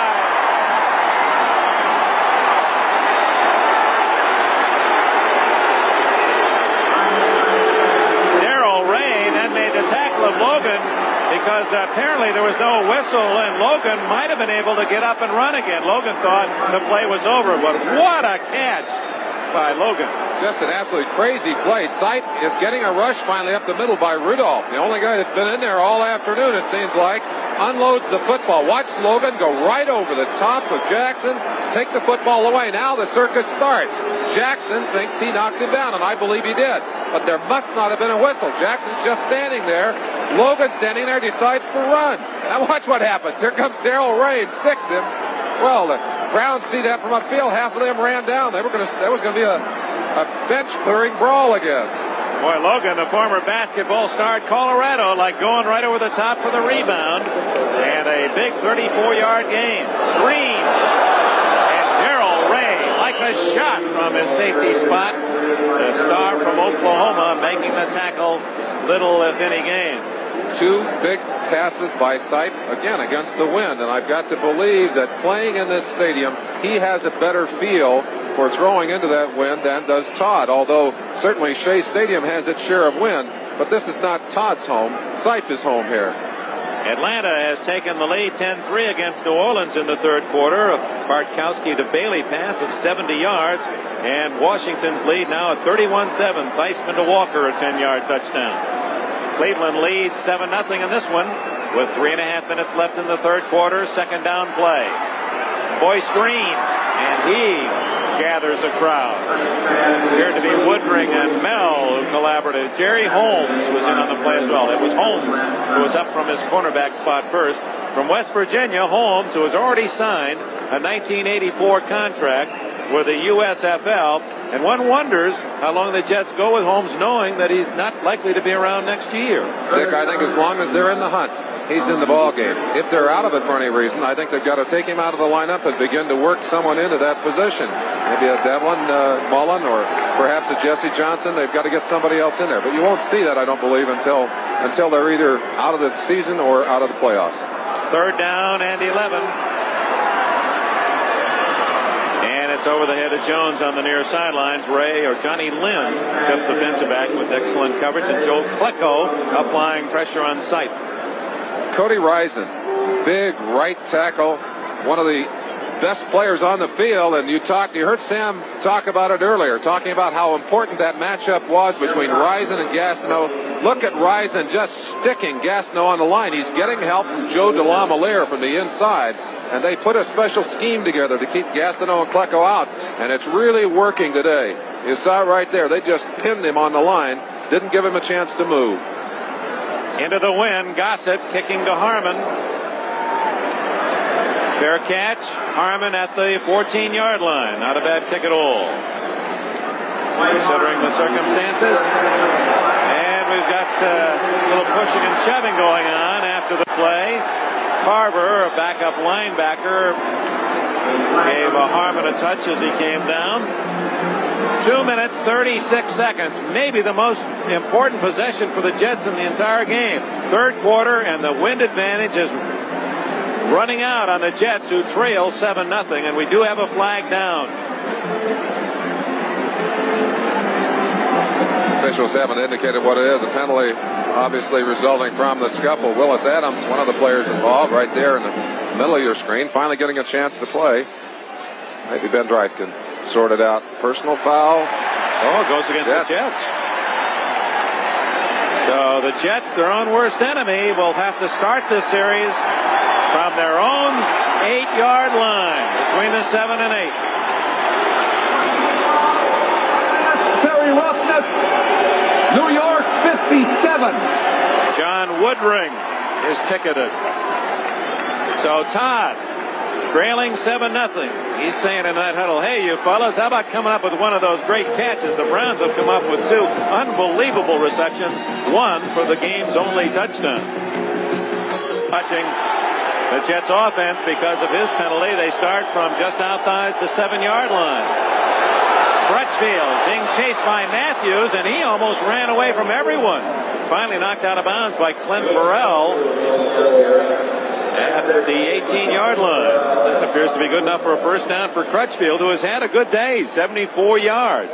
Added to his 254 coming in. He's in the top 20 in the NFL. We said it early that the Jets have not had trouble moving the ball against the Browns. They've been able to do that rather easily. What they've had trouble doing is getting it into the end zone, getting the points. They move down the field, and either they stop themselves or they end up running into problems, and they need to get some points on the board. With the exception of the wind, a beautiful fall day in Cleveland, 60 degrees, the sun now shining. Wind at the back of Todd. He stays on the ground. Crutchfield. And again, he buys a couple of more yards after the initial hit. Rod Perry, the former Ram, number 40, finally got him out of bounds. But Crutchfield with 3 more yards. It's 2nd and 7. Trying to probe the right side. Gets it working there. Whitwell's still out of the ball game. Perry getting some playing time and has not seen that much playing time this season. Benny Ricardo, his second field goal, makes it 13-7 Minnesota at Soldier Field, Chicago. Here Cleveland scoring the only touchdown, a 32-yard pass from Sipe to Bobby Jones, a spectacular catch by Jones, and that's the story. And we're running out of time in the third quarter. Todd, the receivers well covered. Now he finds Schuler and a first down at the 32. Whitwell and Cousineau wrestle Schuler down after an 11-yard gain. Well, next week, Merlin, will be at Chase Stadium in New York to see the rematch. Miami and the Jets rematch of the game in the playoffs, and the Jets have been waiting for that one. New Orleans and Atlanta, it's the Falcons leading 10-6. Anderson field goal, 27 yards. 32-yard line with 1:45 left in the third quarter. The Jets trail 7-0. Crutchfield. And they run right. Rarely have the Jets run to the left side in this game as Crutchfield behind Alexander and Powell gains a couple. Golick made the tackle, and we pause briefly for station identification. This is the NBC Television Network. You're watching WKYC TV3 in Cleveland. Dick Enberg, Merlin Olsen, welcome to Cleveland Stadium. A sellout crowd on its feet to cheer the game's only touchdown. Bobby Jones diving reception of a 32-yard pass from Brian Sipe in the final seconds of the first half. And that is the story, 7-0 with 1 minute left in the third quarter. The Jets have it, 2nd down and 7 at their own 36, and a whistle. May have taken too much time. I believe that's what it was. Indeed, too much time. And Cleveland came into this game as the most penalized team in all of football, but it's been Jets penalties more than anything, that, along with the turnovers, that have hurt them today. You talked about their running right. They're having trouble going to their left. Pellegrini is hurt. Pellegrini, of course, is in there for Stan Waldemar, who also went down. Chris Ward has been nursing a sore knee, so you've got 2 injuries on the left side of that line. It's no wonder they're going onto the right side. It's interesting that Todd has missed on only 3 passes today. He's 12 for 15, but his total yardage is only 85. Just has not been able to get deep against the Browns defense and needs to get deep here. But goes short to Harper, incomplete.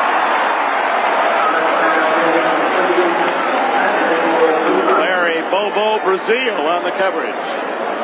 Bruce Harper, one of the strengths of his game is his ability to find the openings in a defense. Watch him just slip up through the line, wide open here.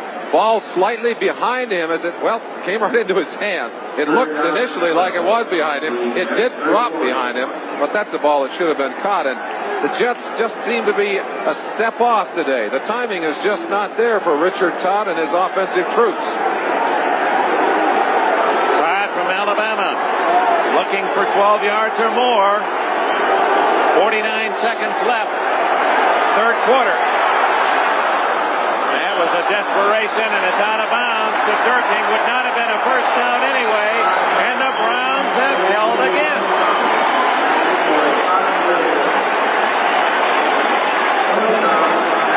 Only 43 seconds left in this half. The Browns are going to have the lead and the football and the win in this fourth quarter. 43 seconds left, and Joe Walton not at all happy, as Todd can't seem to find an open man. Ramsey in a crowd. Dino Hall is tripped up at the 35-yard line. Coverage downfield by Johnny Lynn of the Jets. 36-yard punt with the win. No return, and we have a timeout. The Browns with the ball and the lead. The Cleveland Browns defense has been tough against the Jets today, shutting out New York 7-0. And there's one of the key reasons. Bob Golick, a nose tackle, and what a good story that is. We'll pursue it in just a moment as the Browns have it at their own 35, first down, final seconds of the third quarter. Boyce Green, short yardage. Back to Golick, Merlin Olsen. Well, not back to Golick. We're going to go to NFL 83 instead. The score here in Cleveland is 7-0 Browns. Now to NFL 83. All right, thank you, Dick Enberg. In the Orange Bowl, Dan Marino out of the shotgun, shaking off his tough first half. Here he goes to Mark Duper. Pretty play. Duper takes it in. That game's tied 14-all. Back to you, Dick. All right, so it's Super Duper in Miami. Bob Golick. He was a linebacker at Notre Dame, drafted high by Buffalo, couldn't make it, and someone in the Browns saw his potential as a nose tackle, switched him to nose tackle. He's now the leader of the defense. Golick. We got an interesting quote. We'll save that for the fourth quarter. Lake Erie out beyond the open end of Cleveland Stadium. The wind whipping into the closed end, and that is the closed end to which the Cleveland Browns are driving. And those are the third quarter statistics. The time of possession evening out. But again, the Browns outgaining the Jets, who have only 76 yards passing for Richard Todd. Todd has been very accurate, but short passes. Longest completion, 11 yards today. First down from the 38, Sipe.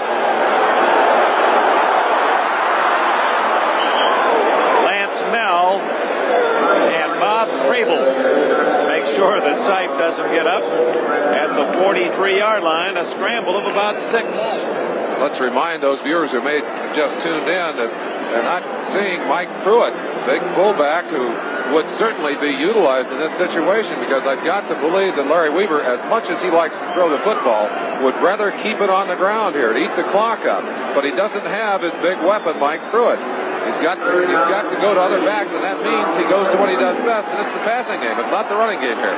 Dino Hall is the setback in this formation. And he has to pass, and it is ruled a catch at the 50. They're ruling that Hall was knocked out of bounds by the Jet tackler, Lance Mel. That's an interesting rule, but basically what the rule says, Dick, is if you are in the air and the defender would have come down in bounds, and the defender knocks you out. Here it is, right here. You see he's in the air.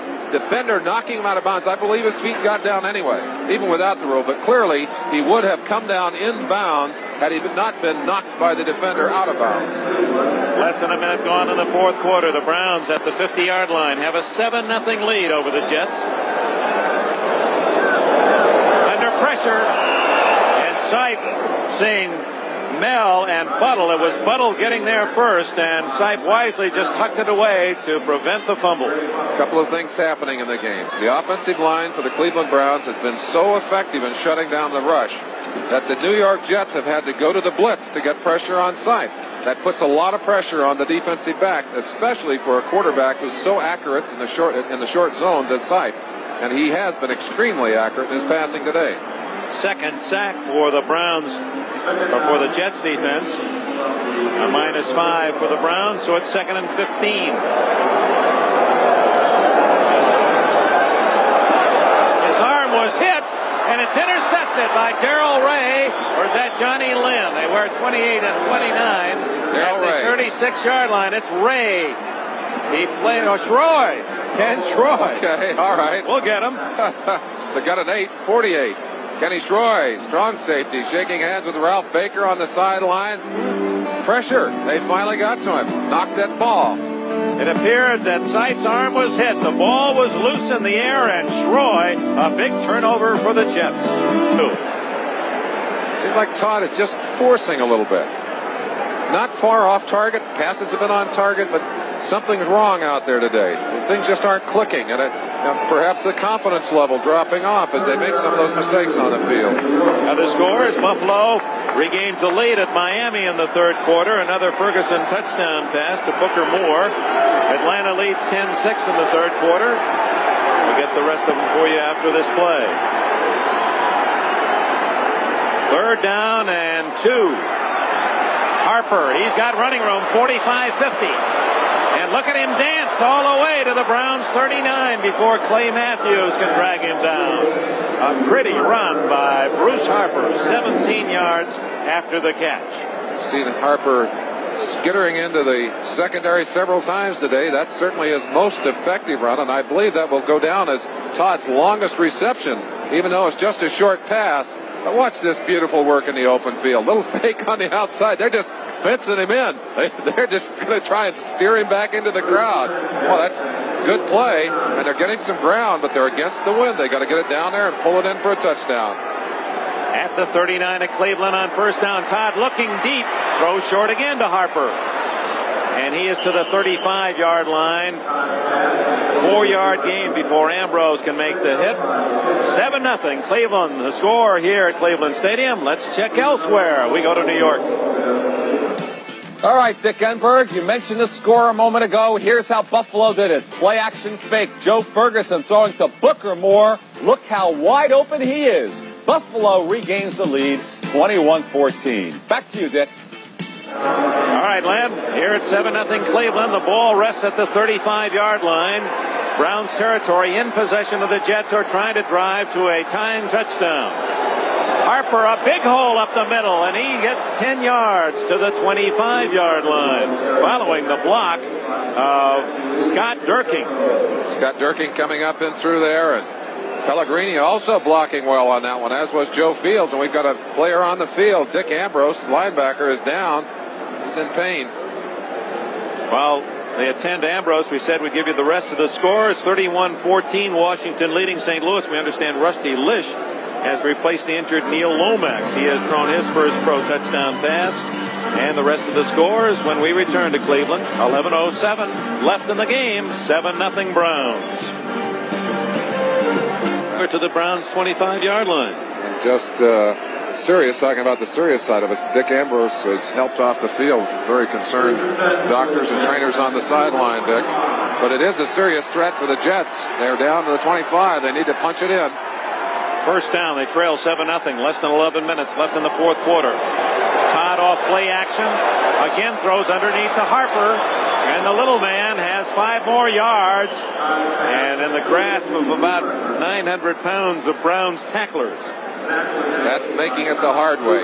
Bruce Harper is really standing the brunt of this offense as he's going downfield. Taking the short pass. Again, they're driving off deep. The Browns staying deep and giving a little room up front. Todd has to go with what's there. Just flips the ball over the top. Look how quickly Harper draws a crowd.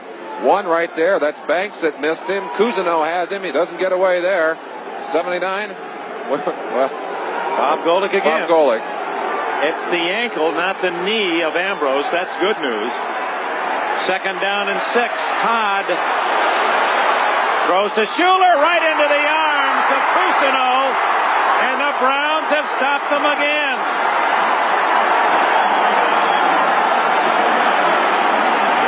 Cousineau. Schuler was wide open. The ball went right through his hands, and Todd can't believe it. Todd running to his right, flips a simple pass right into the hands of Schuler. Schuler goes up. It looks like he looked it into his hands. Slipped right through. Great reactions by Cousineau. He just slips it into his pocket and comes upfield. There's a reason why they're not able to go deep. There's Cousineau playing in the end zone. He's a linebacker. Well, you march them all straight back, Dick. You force them to throw in front of you, and you hope that this is what happens. You hope they'll make a mistake. And that is what has happened repeatedly to the Jets today.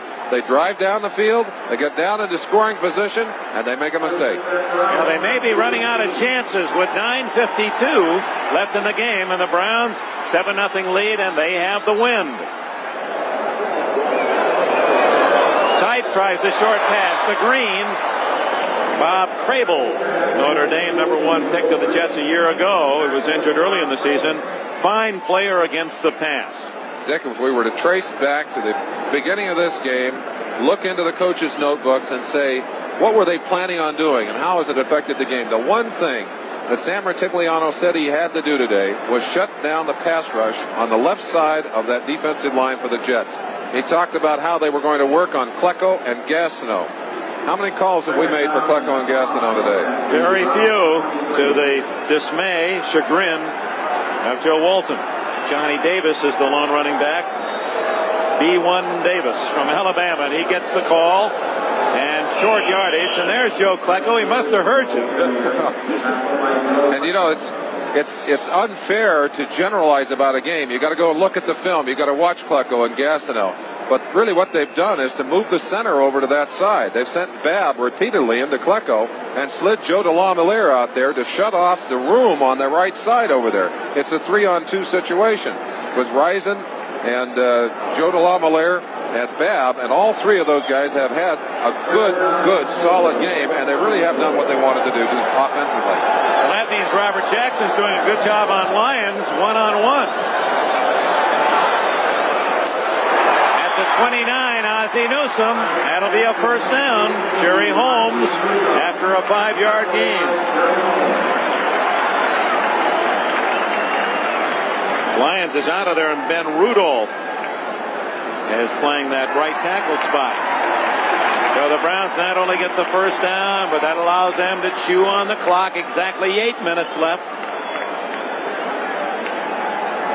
Got to get a pass rush. Washington, the Redskins are for real again. The Super Bowl champions pounding St. Louis 38-14. Denver leads by 6 at Houston in the third quarter. Minnesota 20-7, building their lead at Chicago. The Lions apparently going to win their second 31-7. New England 7-0 at the half against Baltimore. That's a big game for both clubs. Wide open is Logan, and he has another first down as he breaks out of the tackle of Jerry Holmes. The Jets are not a blitzing team, but they have had to blitz to get the pressure on Sipe this afternoon. Blitz coming here, number 51 at the top of your screen, Greg Butler. Slight delay, and then he flies through. Gets by right there as they lock up on Gastineau. Smashed Sipe, took him down just as he threw the football, but Sipe held it as long as he had to, put it into the hands of his receiver. Another first down. At the 41-yard line with 6 minutes, 55 seconds left. Cleveland leads 7-0. The only touchdown scored by Bobby Jones, an ex-Jet. And that's Jones on cue, wrestled at the 44. After a 3-yard gain, Bobby Jackson, his former teammate, made the stop. This is the controlled passing game we're seeing. This is really a matter of getting the ball into the hands of the receiver on the break. Sipe doing it effectively here, and really that's almost as steady as a running game if you have the right kind of quarterback and the right kind of receivers and an offensive line that can give you time. Miami has just tied it. Super duper. A pass from Duper to Nat Moore, 45 yards. So Don Shula pulling out some tricks. Shula pulling them all out of his back pocket. I'll bet we'll see that one on NFL 83 Update. It's going to be way short for Logan, as tough to throw accurately when you're on your back. And that was Marty Lyons applying pressure on Sipe. Finally, some pressure from the defensive lineman. Marty got in there and dumped Sipe. Sipe really had to throw it before he was ready and ended up throwing it away.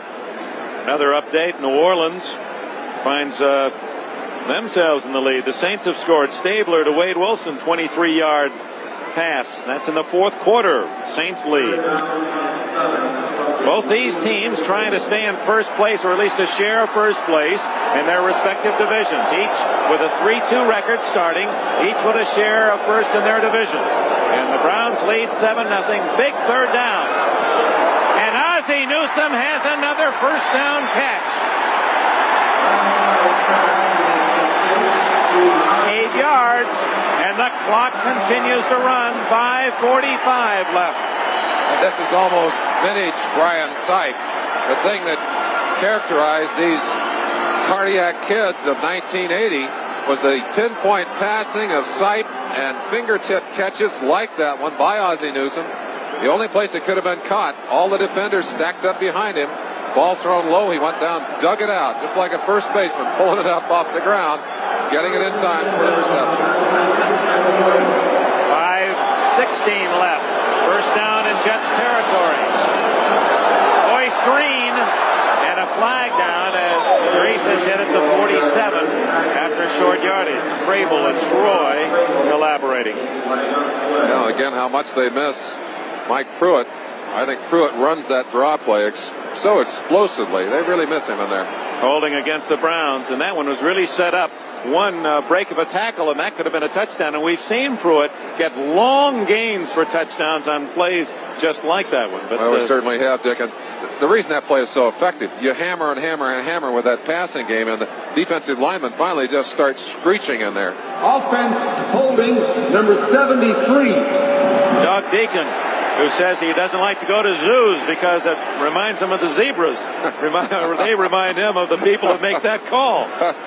Well, it's too true that the offensive linemen unfortunately don't get their share of name calling, or they're having their names called unless they're being penalized. We have something good to say about Doug Deacon right after this play. Something the other players have honored him with. First and 20, and Greg Buttle. That's no fumble. The play has been whistled dead as Buttle shot through, apparently untouched, the third Jet sack. They've had to go to the Red Dog to stop Sipe. So it'll be second down and plenty for the Browns when we return. Now let's go to NFL 83. All right, Dick Enberg, here's the play of the day. Moments ago in the Orange Bowl, the Dolphins trailing by 7. Rookie wide receiver Mark Clayton throws the pass to a shocked Buffalo defense. Mark Duper, his second touchdown. They're tied at 21. Back to Cleveland. And the Browns facing second down and 29. And again, pressure and a whistle. And we may have had movement, or may have been the 30-second violation, delay of game. And you hear the Boo Birds out here. They had 2 penalties for a delay of game last week. Actually, had to call 2 timeouts. That's a false start on the quarterback. Actually gave delay of game signal and a false start on the quarterback. So either way, it's 5 yards and doesn't make Rutigliano happy.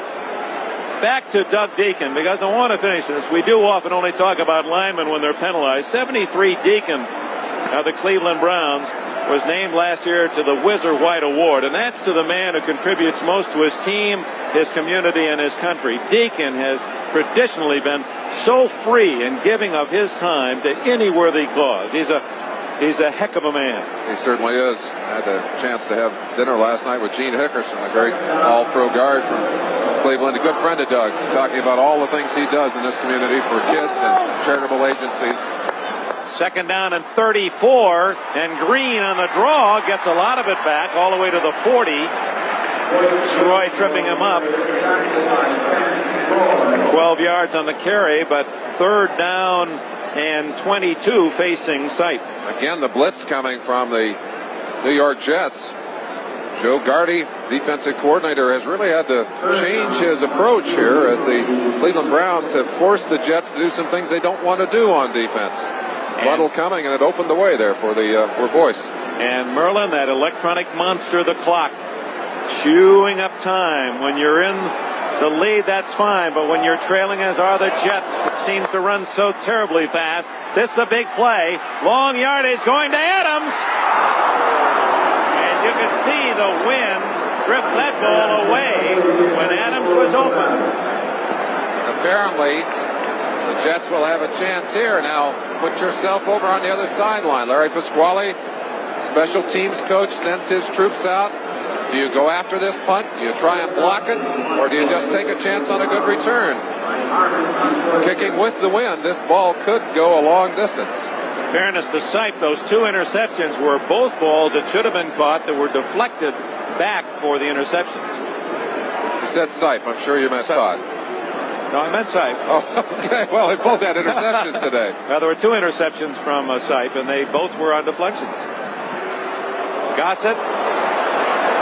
That's going to take a Jets bounce, and that it didn't bounce much at all, and goes to the 17 now. So the New York Jets, Richard Todd, 83 yards away from a tying touchdown. 3:35 left. Just moments ago, sadly, Dick Ambrose carted off away from the locker room. Apparently they're going to take him to the hospital for x-rays of that injured ankle. So the veteran linebacker lost, as was Mike Pruitt early in the game, the running back for the Browns. Nevertheless, Cleveland leads 7-0. 3.5 minutes left. Todd ducking from pressure, and now will run it to the 23-yard line. Cousineau, 50, 51, Eddie Johnson to make the tackle. The Browns came into this ball game with only 5 sacks, have still managed to get pretty good pressure on Todd today. Gotten to him a couple of times. He's really got to get it moving here. The clock ticking down. Without a huddle, that was a bit surprising. And he has the first down to Durking at the 32-yard line. The Jets have all 3 timeouts left and 3 minutes to go plus the 2-minute warning.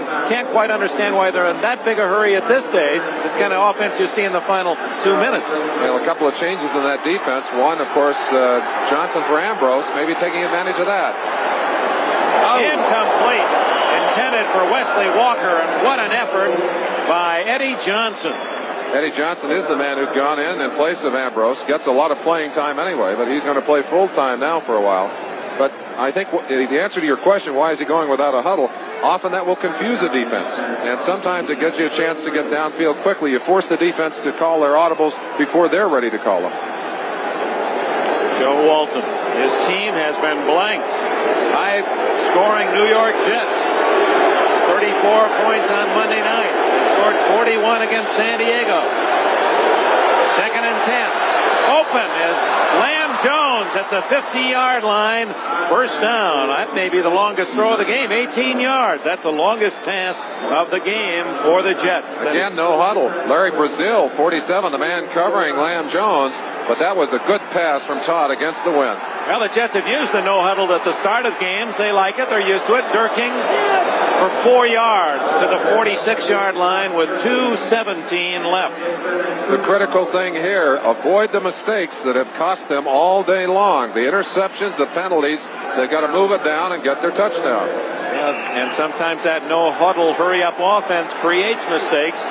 At the 2-minute warning, open is Walker, and he has a first down at the 33-yard line, and time has been called with 1:57 left in the game. You see Walker checking the clock. It says 1 minute 57 left, 7-0 Cleveland. 26 yards on the reception by Wesley Walker. He finally got deep on them. Going without the huddle has helped the New York Jets here.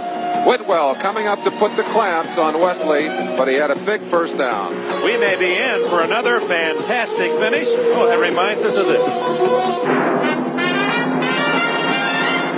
Alcoa presents Fantastic Finishes.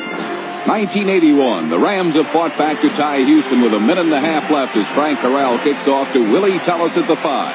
Tullis starts left and stays left. He picks up some blockers and rolls to midfield. With Carter Hartwig fighting Leroy Irvin all the way down the sideline, Tullis goes into the end zone for a 27-20 Oiler victory. The Jets have beaten the Browns only once in 7 games, and that was the last time they met, 14-13 here 2 years ago. First down, under pressure, Todd, he has a man, and it's complete to Lamb Jones. That's back-to-back catches by Jones, and it's a first down at the 15. The Jets continue to hurry, and should they score in their hurry-up offense, it will give the Browns a chance to come back. Harper was wide open, incomplete at the 12-yard line, and Harper had some room to operate. That stops the clock with 1:34 left. Dick, I think the reason that they've continued to operate without the huddle is that they have really been more effective when you can't get the calls in. Marty Schottenheimer, defensive coordinator, has been brilliant in calling his defenses today. And I think what they were hoping is that they would force the calls to be made on the field instead of allowing Schottenheimer to counter from the sideline. You saw Derek Gaffney sent in from the sidelines with the play. Richard Todd trying to get the Jets in the end zone to tie the game, and this crowd comes to life.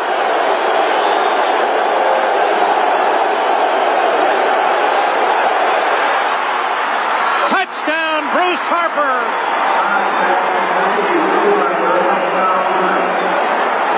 You can't throw the ball into the wind better than that. Harper running a deep post or deep out, and that ball right in his lap. And in this moment of triumph, or it certainly would be, of being able to come back and tie this ball game up, you've got to believe that Joe Walton would like to have another shot at that 4th and 1 when he passed up what would have been an easy field goal early in the ball game. Let's take another look at Richard dropping back, getting good protection from his offensive line, and zip the strike right there. And the extra point, which was so critical into the wind, is good by Leahy, and it's tied at 7. They had to get the extra point. Now, the hurry-up offense worked. The defense of the Browns never seemed to get settled, but the other side of that coin is the Browns have a minute 28 left to try to get a field goal and to win. And there it is, Todd on a string to Bruce Harper. Oh, the Jets have welcomed him back, and we have a tie game, 1:28 left. A most impressive drive by the Jets. A little over 2 minutes to drive almost the full length of the field. 9 plays. The payoff, 15 yards. Richard Todd to Bruce Harper. The kids, meaning the cardiac kids, are back here in Cleveland. Well, here's a chance for them. Johnny Davis at the 25. The big fullback out to the 35-yard line. So the Browns start in good field position. Dick, the Jets have talked all week, in fact, a good part of the season, about the fact that they seem to have their backs against the wall. They said, we just keep digging a deep hole, and it doesn't seem like we can play until we get ourselves down. Well, they finally climbed up to where they can at least see the top of the hole, but they've got some more work to do if they're going to get out of town with a victory here. The Browns, meantime, probably going to get themselves a chance here if they can use the wind properly, get downfield. Change of philosophy. You saw the short passes earlier. Now you've got to stretch a little bit. Let's look for Sipe to mix the short passes with the long ones here. 1 minute, 24 seconds left. All the Browns want is a good field goal chance, and they have the wind to help them. Oh, that's going to work. Holt's got running room, 40. And Darrell Ray tackles at the 49. That was a tremendous defensive play by Ray. There were 2 blockers on Ray. He was able to fight off both of them and make a tackle, or Holt has maybe a touchdown. Cody Rison, number 63, one of those blockers. Now Sipe is going without a huddle. He's going to be right back at him. 55 seconds left. Draw. Green. And wrestling him down, Lance Mel, the brilliant linebacker for the Jets. 47 seconds, and the Browns spend a timeout. Oh, this become a very exciting game. What a big play by Darrell Ray. Didn't that look like a touchdown right off the drawing board? Well, I don't know if it would have been a touchdown. Certainly big yardage if Ray hadn't been able to stand off the blockers and stay in the way and then make the one-on-one tackle. That's Matt Barr. And one thing he's looking at is that flag saying, keep blowing. Keep that wind blowing. His longest ever in regular season play is under 50. He did kick one 52 yards last year in the playoffs at Los Angeles against the Raiders. So when you figure his range, 50 is about it. But with the wind today, he might be able to boost it from a little farther out. Next Sunday, we have another big lineup for you here on NFL 83. We hope you'll be with us. Some great games. Merlin and I will be at Shea Stadium as Miami's Dolphins play the Jets. Other scores while we have a break in the action.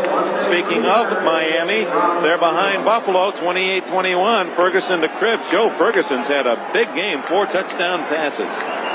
New Orleans has a 16-10 lead against Atlanta in the 4th quarter. Washington bombing St. Louis 38-14.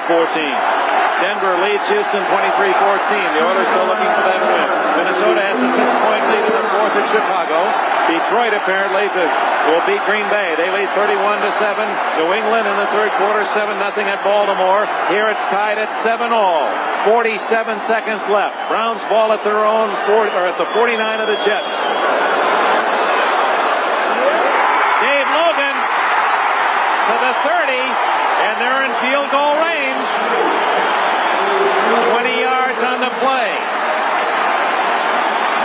Cleveland Brown offensive line doing a brilliant job of protecting their quarterback Brian Sipe and giving him time to do his job. And boy, he is doing it well. 22 seconds, 21 seconds, 20 seconds. Draw play, and Green does not get back to the line of scrimmage with 13 seconds left, and the Browns call time. Well, they do have enough time, officially with 12 seconds left, to try one more pass play, Merlin, if they have a timeout to spend to stop the clock. Barr, blow, Gabriel, blow. It certainly wants that wind at its back. It'll be interesting to see what their choice is here.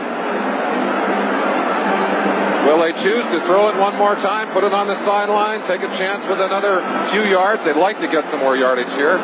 Chris would like to be closer than this.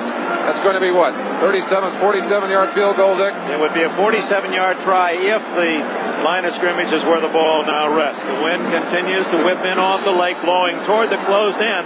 But as you pointed out earlier, Merlin, doesn't always blow straight to the uprights. You get a circular effect of the wind, and unless you're dead center on your kicks, it can blow them wide right or left in a hurry, much like getting a golf ball into the wind. If you have any kind of a hook or slice, it's exaggerated all the more by the wind into your face, or wind behind you for that matter.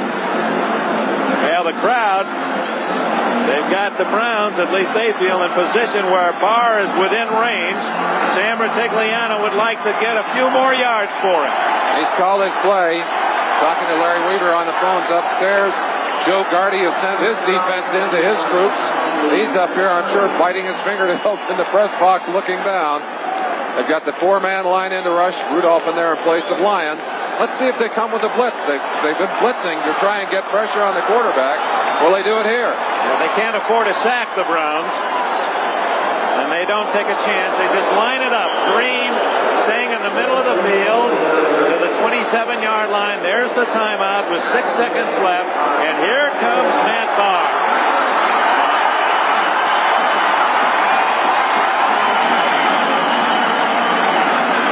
It will be a 43-yard attempt. And you know all the rest of the story. He's got the win. This is for the game or for overtime. Now you play through this whole 2.5 hours, almost 3 hours of football, and it comes down to this. One shot. You need a good snap. You need a good hold. And this man has to hit the ball cleanly. The Jets have a timeout and may use one just to let Barr think about it.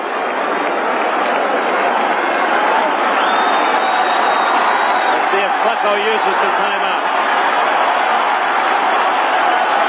Crowd on its feet. 44 yards out of McDonald's hold.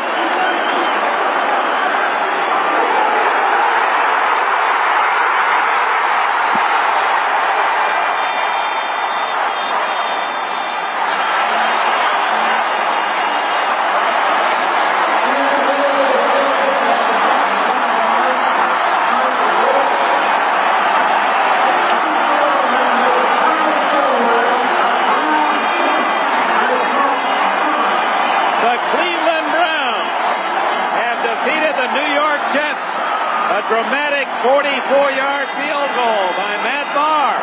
The Browns stay in first place. The Jets are 3-3. And certainly, if you're giving out the game balls, that man just got handed a ball. He deserves one for that kick.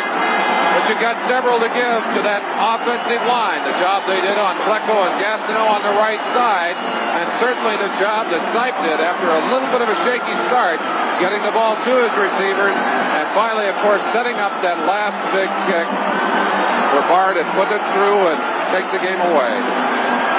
All in the absence of the leading rusher in the American Football Conference, Mike Pruitt, who was lost in the first quarter with a rib injury, and Sipe was able to rally his team using those good blocks, and with the exceptional catches, Logan making one, and then the only touchdown for the Browns by an ex-Jet, Bobby Jones, a leaping catch in the end zone at the end of the first half, and the Browns put all the pieces together, and the little things add up to a very exciting 10-7 win. No question about it. The Jets just could not catch fire today, Dick. All was moving the ball, but all was finding a way to hurt themselves. We understand that Sam Rutigliano is ready to offer some post-game comments. Well, actually, what we're going to do is go back and look at what Sam said at the beginning of this ball game. You remember how we set it up, Dick? Oh, that's right. He said, you ordered to dance. Well, we're going to cut off the music on Gastineau. Here was the comment.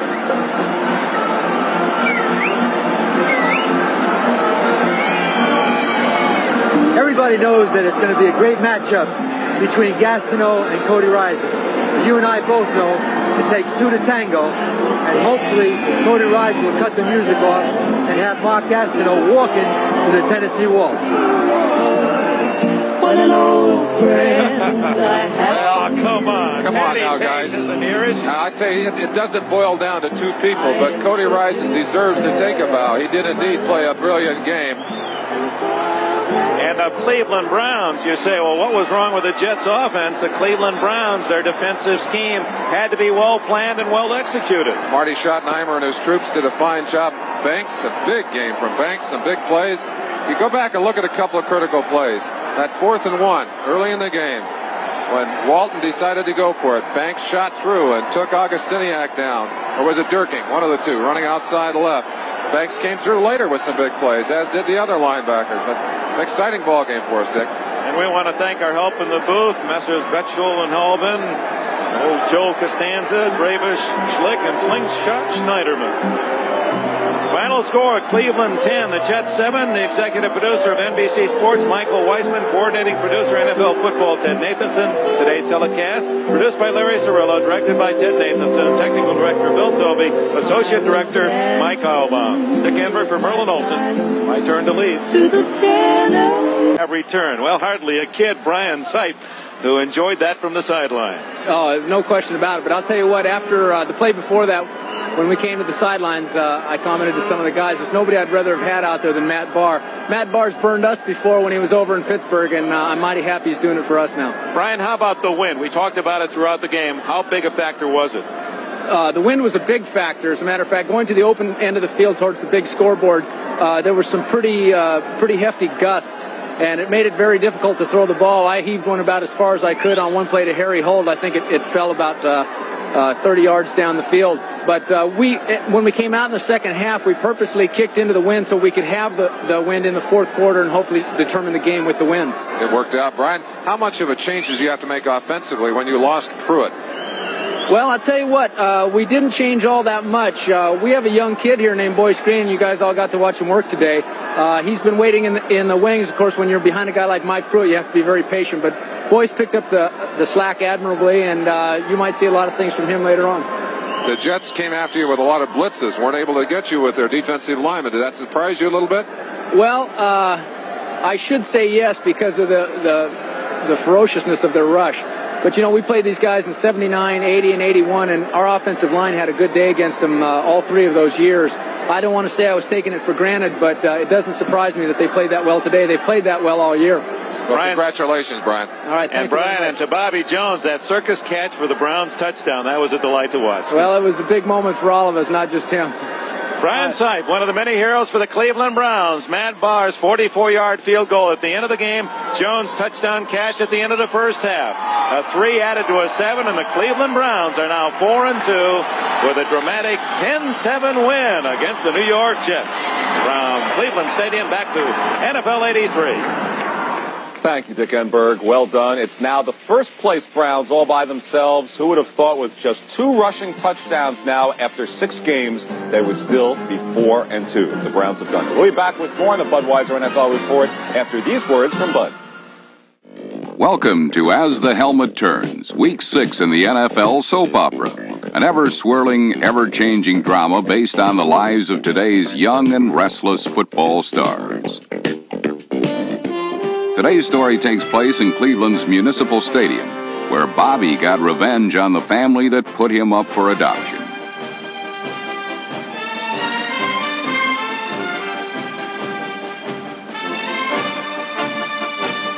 The Jets decided that number 89, Bobby Jones, didn't fit in with their future.